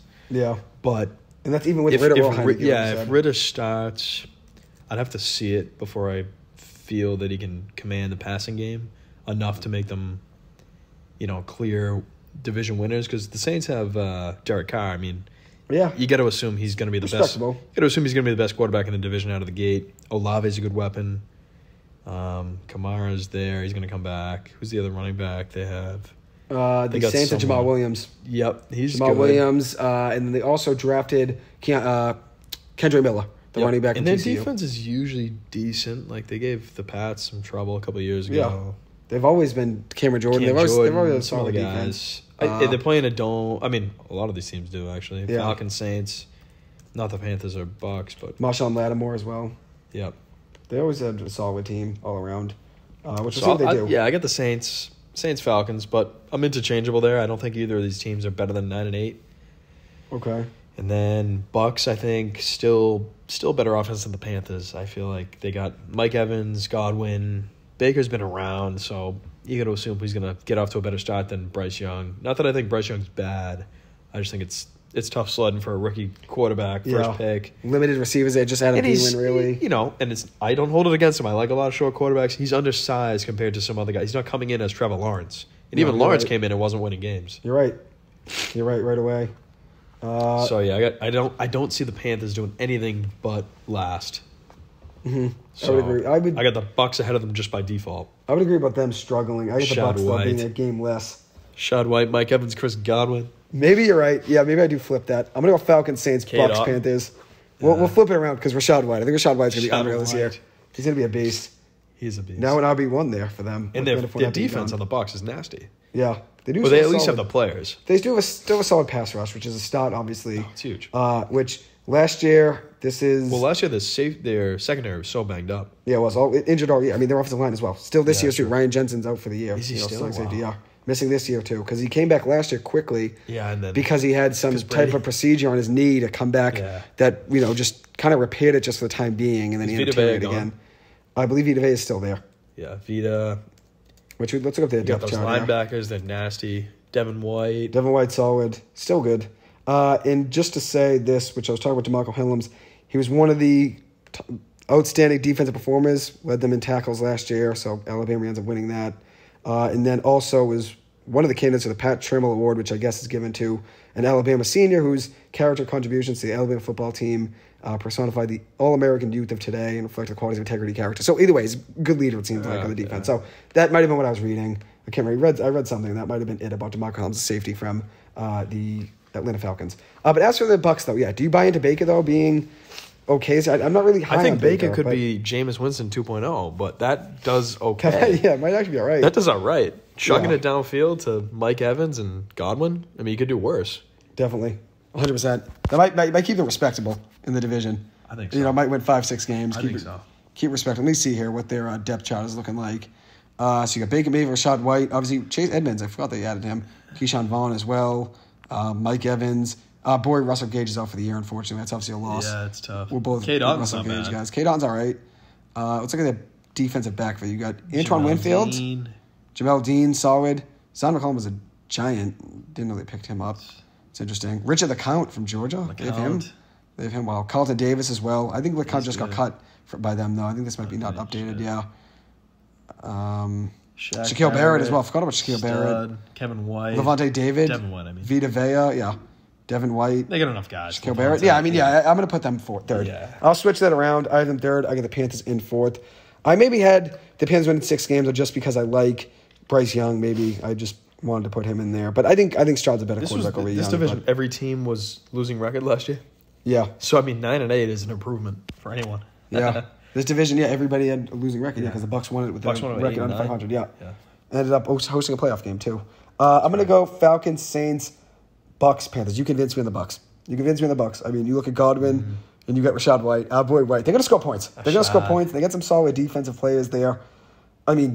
If Baker Mayfield were to play with the ability he should have been playing with coming out of college, which I didn't really bought into the hype, maybe he could be second in the division, but I don't see that, though. He's probably better suited for NFC South competition than AFC North. Yeah, probably just air it out style. That's what It's the like division is. it's a little more aired out. More like Big 12 style. A little less physical defense. The most physical defense is his defense. Yeah, you're right.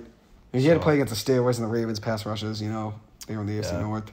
I'm going to go with, I'm going to go Falcons, Saints, Bucks, Panthers. As for the Falcons, as I said, I really like them to take a step up this year. It's actually my biggest overachiever this year is the Falcons. Even though I have them winning a couple more games they did last year.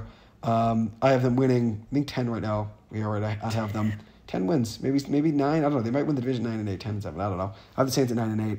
As for the Saints, though, you don't buy into Michael Thomas comeback here? 0. So you buy into Chris Olave still being Olave, yeah. Give me Olave over Garrett Wilson, maybe. I liked Olave at Ohio State as a. Yeah. I think he was better. I think Olave was better at Ohio State, but I like Garrett Wilson probably more, but I think Olave might have been better at Ohio State. We'll see. As for the Saints, so yeah, Derek Carr steps in there as a respectable quarterback. Has obviously been in a lot of games in his career in the NFL, some big games. He's won. I mean, he's never really made a deep playoff run. He's been in some playoff games, right? He's played in a couple. Yeah, I mean, he had like a year or two there where, especially early on, he's off to hot starts. Sometimes he's like in that MVP combo. Yeah. Weren't they like 13-0 one year? Yeah, and then he got hurt, though. Matt McGloin had to start in the playoff game. That's right. He's 0-1 in the playoffs in his career, actually. I thought he played a couple, but he's only played one. 0-1. Wow. 0-1, 29-54 against Cincinnati in 2022 in the AFC wildcard. Touchdown, a pick, sacked 3 times, 28 yards lost in those 3 sacks. Jeez. Yikes. 53% completion percentage in those games. Okay, but he's been in a lot of games in his career. Some games towards the end of the season where you're fighting trying to make a playoff spot, and that's obviously some big games. Even though they're not playoff games, you're fighting to make the playoffs. Technically, it's a playoff game. As for the Panthers, though, yeah, I think they're going to struggle. Not really much of an offensive line there. Kemba Kwanu, though they drafted the first round last year, that'll be the best there to try to protect Bryce Young. Then obviously have Adam Thielen as well. Then also added Miles Sanders. I do think Bryce Young was a better pick than C.J. Stroud, though. I'm more of a Stroud guy. If it was me, I'd take Bryce Young. Okay, I'm more of a Stroud guy, but it's close. I think he's got a different type of composure. I think his composure is better. Yeah. Alabama has a better track record in the NFL. So Mac Jones, 2-time All-Pro, Jalen Hurts. Yeah, but he also didn't have the studs that Stroud had on the outside. Not this last year. 2 years ago, he still had. Yeah, 2 years ago, he did still have some guys. John Mechie, but this past year, he didn't really throw to the best receivers in college football. He had Jameer Gibbs, though. Best receiver was Gibbs. Gibbs is solid. Catches passes every game. He's going to be a threatening back there for Detroit this year. So, yeah, there's our NFC South thoughts. So, Falcons, Saints, Panthers, that completes the league. That does complete it. I actually reversed. I just named my original. Falcons, Saints, Bucks, Panthers. I'm going to have the Bucks in third, Panthers in fourth. You flipped my thoughts on that. This is great. We have a conversation. We flipped some thoughts. All right. I'm going to give you 2 quick Super Bowl I'll give you matchups I want to see. Okay. Jaguars, Niners. Okay. And then with that being top offense versus top defense, if they Jaguars, would have both make it. Okay. And then Pats, Giants. Pats win. Okay, all right, I love it. I didn't expect that. When we were doing this before, you said, I'm not going to tell you what my Super Bowl That's what I wanted. matchups I want. I want to watch my team get in there and beat your team. Okay. I respect it. Why not? Be a fun one to watch. So some matchups I'd like to see. I think as of now, I'd love to see in the AFC, I'd love to see a Jaguars-Dolphins AFC championship. NFC, I'd love to see Giants-Eagles. I think that'd be a great rivalry game there. My favorite Super Bowl matchup. Jaguars-Bengals AFC championship. That'd be a fun one to watch as well. Let's get revenge. That would be a fun one to watch as well. I'm going to go the Super Bowl matchup I'd love to see, Jaguars-Giants. Trevor Lawrence, Daniel Jones, my 2 Super Bowl dark horses. I'd love to see that as a matchup. And then you had 2, right? You give 2 Super Bowl matchups you'd like to see? Yeah, I give Jags, Niners, Pats, Giants. Okay. So mine that I would wish, just because I'd love to see Trevor Lawrence and Daniel Jones go at it, I'll go Giants, Jaguars as 1. And then in the other one I'd like to see, well, that's a tough one here. I don't know. I got the Dolphins and Ravens going at it in the AFC in my predictions, the way things stand now, which is a great AFC matchup in my eyes there. Dolphins-Ravens? Dolphins-Ravens. I think the Bengals-Chiefs. That'd be crazy if both those teams don't make it there. But we'll see. I think the Ravens take a step up this year with Lamar and hopefully makes a deep run in the playoffs. That's the way things stand now. I'm probably going to make different predictions in a week from now. I mean, this is the way where we are sitting here right now. Things can obviously change. NFC, the way things stand now, I'm going 49ers-Giants.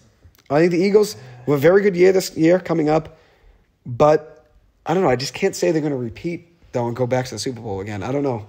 Yeah, I got Giants. Oh, no, wait. That was Super Bowl. That was a desired matchup you'd like conference, to see. No, I went Niners, Cowboys. Just a little different than Niners, Eagles. Yeah, and I don't want Niners, Eagles again. That's I feel like the Niners kind of got, with Purdy getting hurt, you didn't see the full. Yeah. It was a joke. The Niners, game. The Eagles just walked to the Super Bowl last year in the NFC. Oh, yeah. They wiped teams. They wiped the Giants. Yeah. Wiped the Giants. A bye, a cakewalk, and then another cakewalk. Yeah, they really did. So it's kind of tough saying not having them in the Super Bowl, but I don't want to say 49ers Eagles again as the NFC matchup. I just really don't want that to be the matchup again. So I'm going to go... I mean, let's face it, the Cowboys haven't been NFC Championship in a long time either, so... They haven't really won many playoff games in a long time. No. I mean, yeah, it's... Like, how'd they ever? That'd be good for Dak. Last year they did, right? They did win a playoff game last year, correct? Yeah, they beat the One, Bucks. right? One, yeah. They beat the Bucks. Just the Bucks Monday night, right? Yeah. Was that wild card round? It was. Yeah.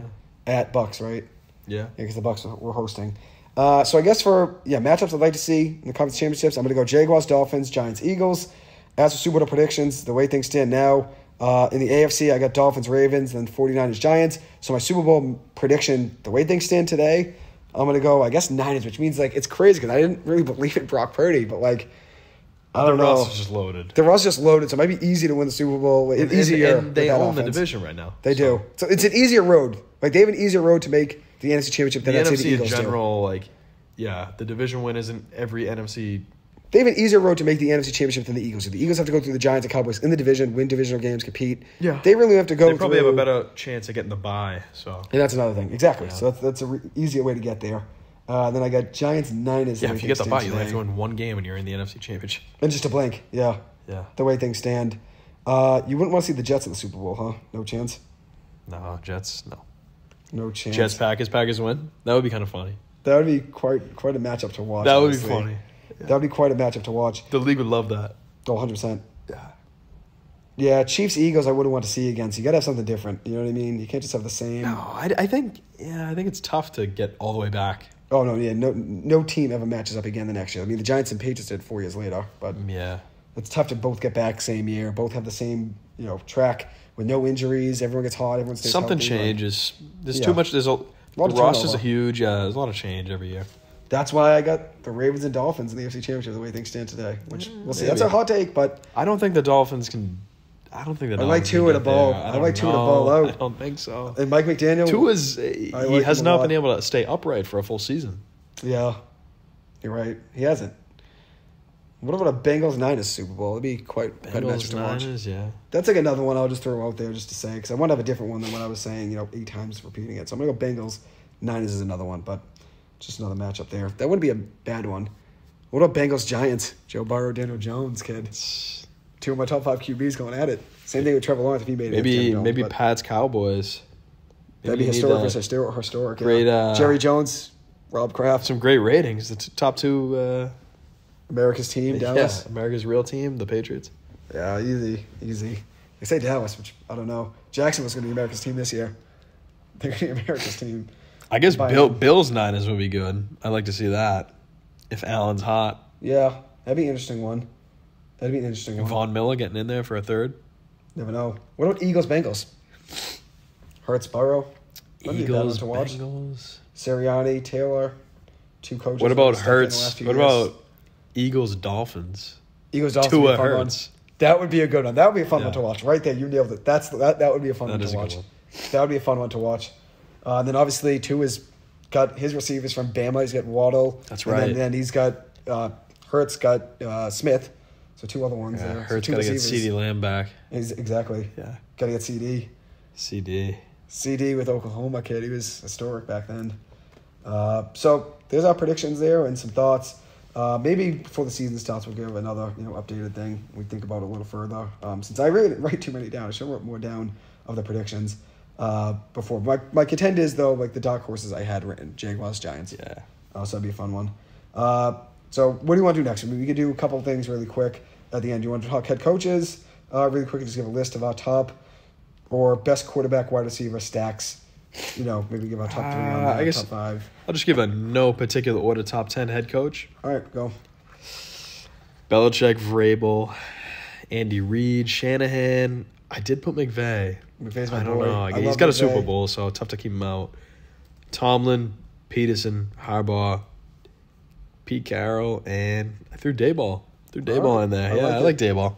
All right, I like it. I'd pick him on my team over some of these other guys. So, yeah. I love Daboll. Was obviously great last year as well for the Giants.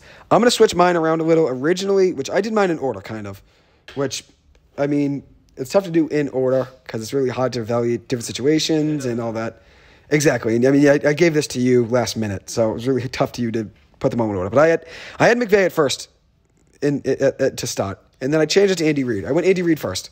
I'm going to go Andy Reid first, McVay second, Mike McDaniel third. I think the Dolphins are going to have a really good year this year. McDaniel's my third. I get Doug Peterson fourth. Very underrated head coach. Very underrated. I like Peterson. I get Zach Taylor in 5th, Brian Daboll in 6th, which I might flip that. I'm going to go Brian Daboll in 5th, Zach Taylor in 6th, John Harbaugh in 7th, Kyle Shanahan in 8th.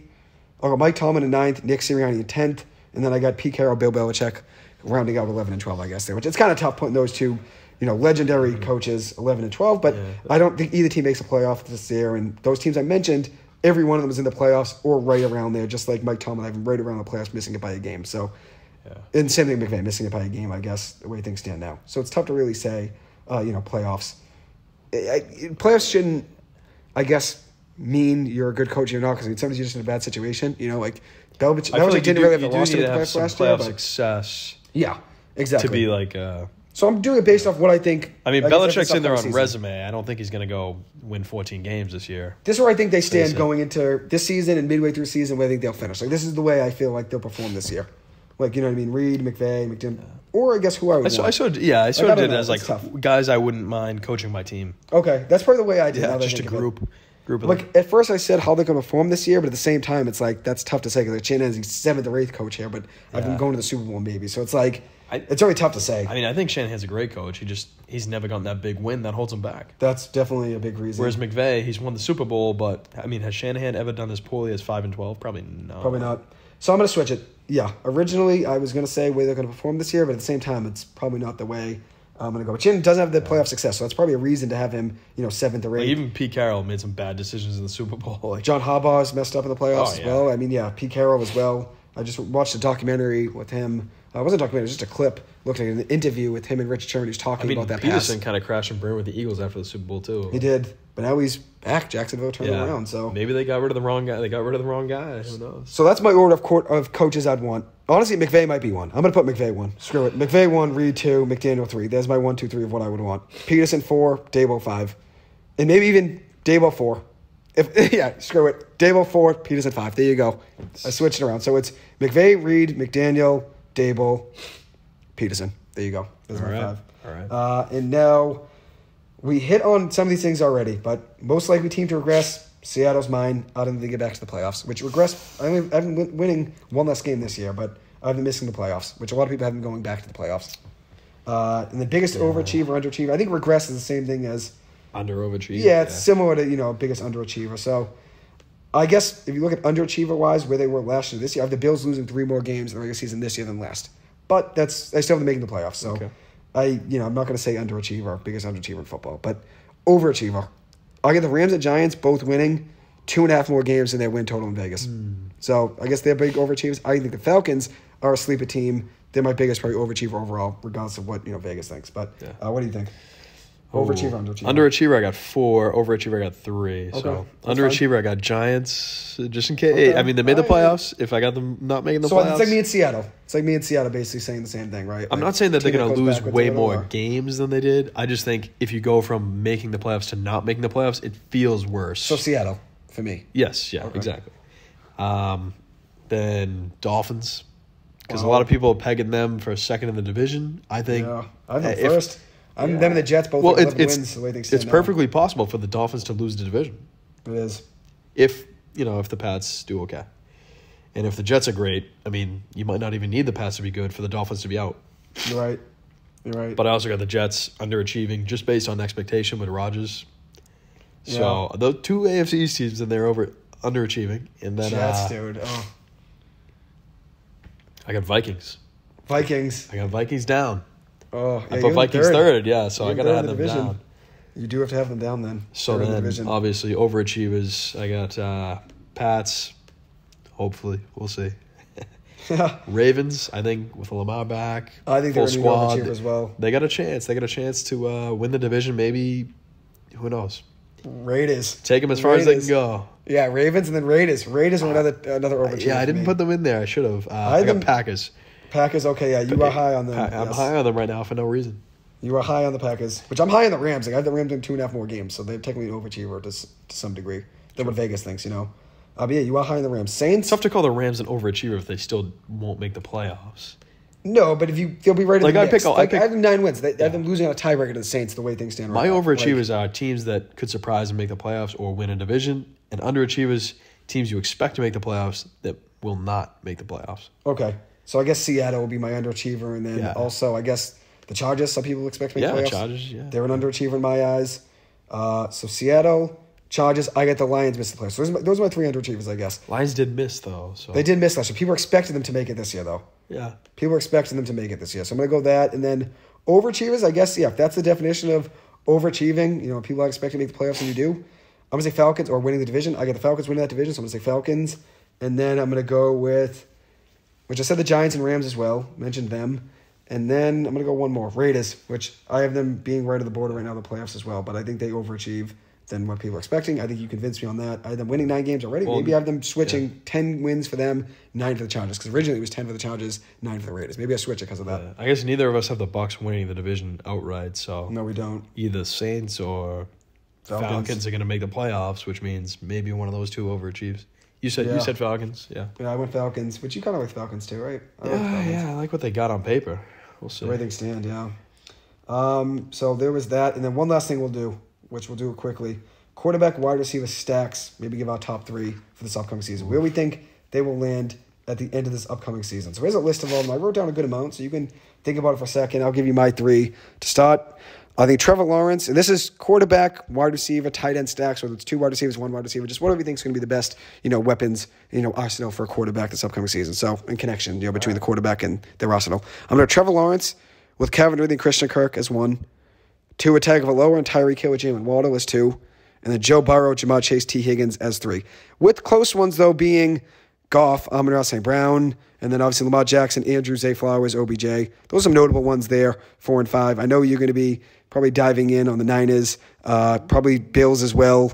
Mahomes, even with Kelsey, Rashee Rice, Justin Ross, we didn't mention, Marquez Valdez-Scantling, Richie James, Kadarius Toney. I mean, that's another, group there, but that's too many guys. Running backs, too. Jarek McKinney loves throwing, too, Isaiah Pacheco. That's too many guys. So I'm going to go with my best 5 stacks. It is too many guys. I'm going to go with my 5 best stacks being Trevor Lawrence's, 2 is Burrow's, Goff's, Lamar's. I'll let you say yours. I agree with the Lawrence. I like the Jags. Lawrence, Ridley, Kirk. It's good. I'm going to include ETN in there too. Yeah, I think tough to count out Burrow, Chase, and T. I mean, that's it's a mix there. That's a trio in the passing game. I guess I'll go Allen and Diggs. I know they got some negative news right now. I think they're gonna. Kincaid. Dalton Kincaid, they drafted out of Utah, rookie tight end. Yep, Dawson Knox. Do they still Damian Pierce, Shakur, Damian Harris, rookie from last year? They do still have him, yeah. They have Damian Harris. I think Allen and Diggs could be putting it up. You could see Diggs lead all the receiving categories. Yeah, you were high on Diggs always. Always. Which, here's the thing. I don't know about the Bills. I think they'll still win 10 games, but I'm still not as high on them as most, probably. I think every year is their year, or I wouldn't say I think. Everyone thinks it's their year every year. I just feel like passing game-wise, San Fran's offense, they get in close, they run. So you got, I would agree with this. You got Lawrence's stack, Burrow's, Allen's, Purdy's. Those are my 3. For 4, tough to say Mahomes won't throw. So Mahomes with Kelsey. And Mahomes is probably going to be sniffing 40 touchdowns again. I do like Lamar's crew, though. This is best. I think they're going to probably come up with high scoring offense. Probably exciting ones to watch. Hurts did well last year. Maybe a better way to phrase is the most exciting stacks to watch this year. Which Hurts, like you said, Jalen Hurts. Yeah, most AJ Brown, exciting to watch is probably. Maybe most definitely exciting. Lawrence, definitely Burrow. Lawrence, Burrow. I think Lamar maybe gets in that combo. Lamar would be a fun one. Lamar would be a fun one. Geno Smith, Tyler Lockett, Jackson Smith, and Jigba, who I think is going to be really good this year.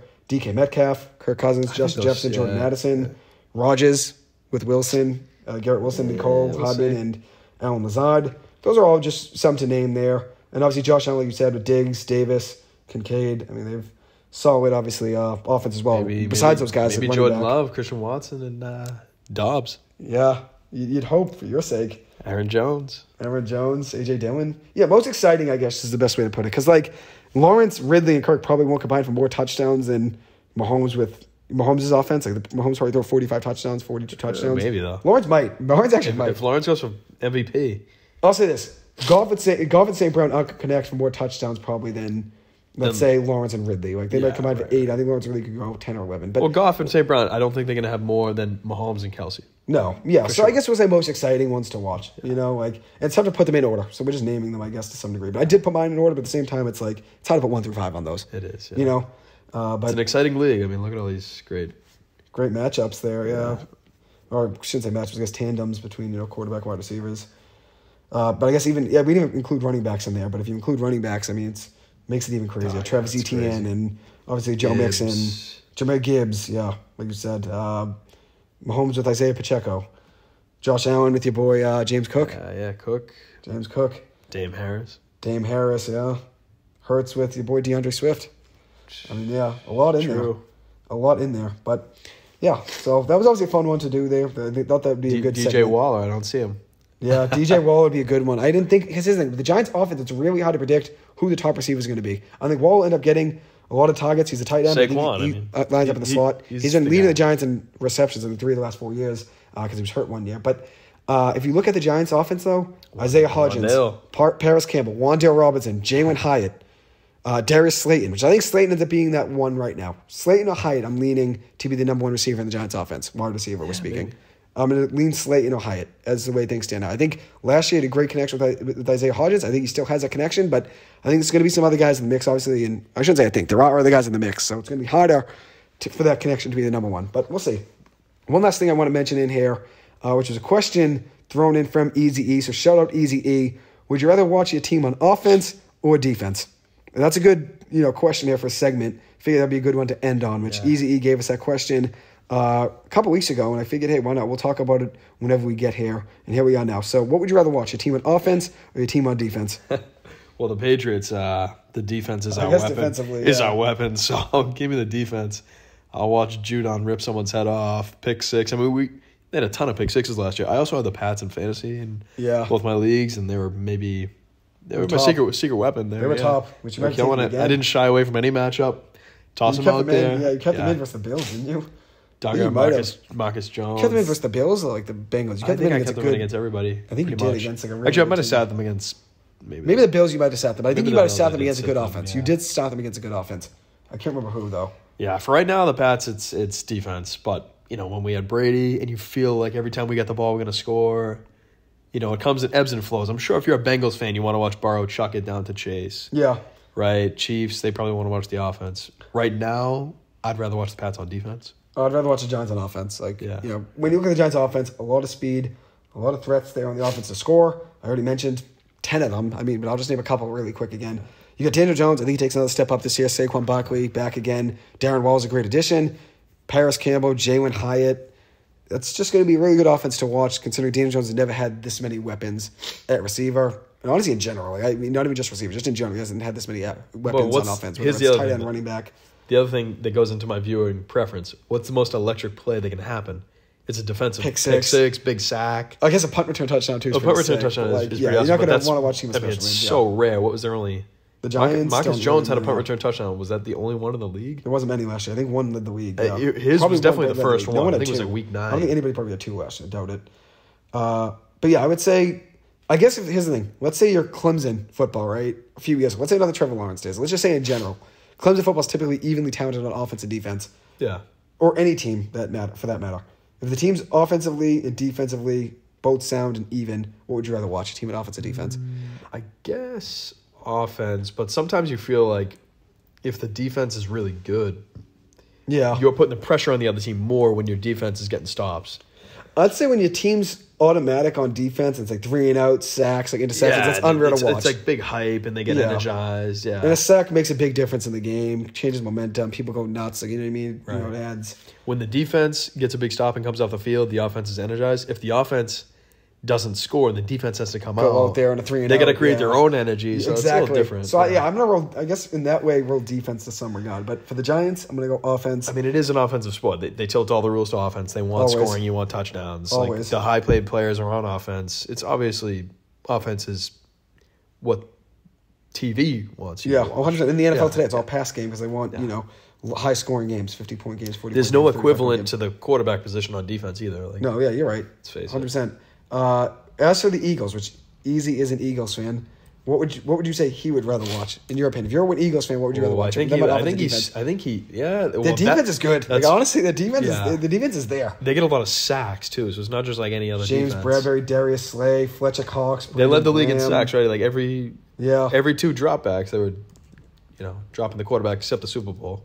Yeah, they're solid all around. I mean, the Eagles. I would say, I guess. I do think, though, last year, right, even as an Eagles fan, you love watching the sacks, but the big improvement was the fact that Hurts was stepping up. almost MVP caliber, Nakobe throwing Dean, touchdowns. yeah, 100%. Yeah, Hurts did have a big step up last year. Nakobe Dean, they have obviously Jalen Carter, they added in the draft. Adding in Hassan Reddick last year in free agency was huge. He was great last year. Leatherman sacks. He did. And then their offense, I mean, they still have a good offensive line. They still have a very good offensive line. Oh, they got the Jalen Carter now. Yeah, Jalen Carter they added in the draft. He was a steal. Nakobe Dean. Nolan Smith they added in from Georgia. I mean, yeah, they're good. Eli Ricks they have too. Didn't even realize that. Keely Ringo. Oh yeah, I'm gonna go with their defense. Their defense is money. Which their offense is very good too. But if I'm picking between their offense and defense, what do I want to watch? That defense is electric. I mean, they're just stacked all around. That's like the Seahawks defense, it seems like from their glory days. I like Swift. I like Swift. I even like AJ Hurts. Brown. I like all these guys. Marcus Mariota, your boy from the quarterback. No. Netflix film. Documentary. Tanner McKee. He was solid at Stanford. Yeah, he was balling a little bit in the preseason. I know he likes him more than he likes Mariota. Boston Scott always kills the Giants. Rashad Penny, Kenneth Gainwell. I mean, they have a good team all around. But if I'm going to pick, I'd rather watch their defense. The defense is really good. You know, secondary's great. I mean, safety might be, I guess, their weakness, but they Terrell Edmonds. I forgot they added in him too. Safety might be the weakest. They lost CJ. I'm gonna get to watch a lot of the Eagles defense week 1. Yeah, Patriots, Eagles. So we'll see how that goes. But maybe we'll do another episode before we get there. 17-8 Pats. We'll see. Yeah, maybe we do a week 1 preview. Before then, maybe we give some, wide receiver breakouts, running back breakouts, all that, busts, whatever it may be. But sleeper picks, whatever it may be in fantasy, all that. But hey, don't take up any more of your time, Mike. It was a pleasure. Anything you want to add in before you go? No, I think I left it all out there. I think we did an hour and 55 minutes. I think we all left it on the field. Out there on the field. We left it on the field. This is our longest episode. The whole league. I'd say this is our best episode that we've had, though, because we've had a lot of long episodes, a lot of good episodes, covering a lot. We went in depth on every team. We talked like a minute, 2 minutes, 3 minutes on every single team. A lot of good content. A ton. A lot of predictions, too, which maybe right before the beginning of the season, we'll do the week 1 preview, Patriots, Eagles, Giants, Cowboys. We'll give predictions on those maybe, and maybe give sleepers, breakouts, busts in the NFL, and maybe some more Super Bowl predictions before we get there. We'll think about it a little. So we'll see. But hey, Mike, thanks so much.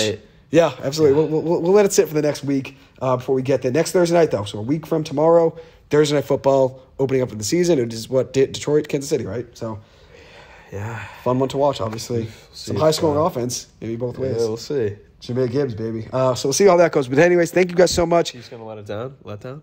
Oh, Super Bowl hangover? That has happened. But I think they win that game. It happened to the Pats against the Chiefs. Yeah, I remember that. Kareem Hunt, right? Yeah, that was a Kareem Hunt game where he just went off, 3 touchdowns, right? Yeah. Did they have Mahomes at that point? No. Yeah, I was going to say it was Alex Smith, He might have been on the bench. Yeah, I think it was on the bench at that point. But yeah, it was Alex Smith, right? Yeah, Alex Smith, the Tyreek like Hill 45 points with Kareem Hunt. Yeah, no one expected Kareem Hunt to even ball out like that. No one really even knew him before that. No, he was a rookie. Yeah, his first play he fumbled out of Toledo, and then he hadn't fumbled since. Out of Toledo, yeah, he fumbled right away. I remember that, and then ends up balling somehow and figuring things out. For the rest of that game was balling. He fumbled right away. I remember that. First play fumble. Then the Patriots still tried to punch it out. I remember still after that they were still trying to and then he had it. 3 touchdowns. Then he just balled out. He figured it out. I think after the rest of that game. No, he did. Yeah, he was balling. He was a fantasy legend that year. But he was.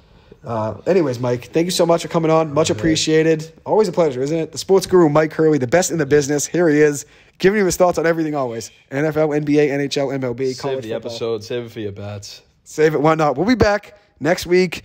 Maybe do an episode maybe next Wednesday after our fantasy drafts are all over. We have a million to do over the next week. And then we'll probably give some predictions for the Patriots game before then. We'll probably do it actually next week, and we probably could do. We don't have to do a prediction for the first game of the season. Probably Chiefs and maybe you have a red zone rundown. A red zone rundown, yeah, we'll do it. Maybe red zone rundown is a new segment. Yeah, I'm with that. But anyways, thank you so much for coming on, Mike. Much appreciated always. For the rest of you guys listening, much appreciated. Thank you guys so much. Hope you guys have a great night. I will see you guys in the next episode. Hopefully you guys enjoyed this. Give me your thoughts and your predictions on the NFL season anywhere in the comments. You got my number. Give me a text. Let me know what you think. Much appreciated always, guys. Have a good one, and we'll see you guys in the next episode. Thank you.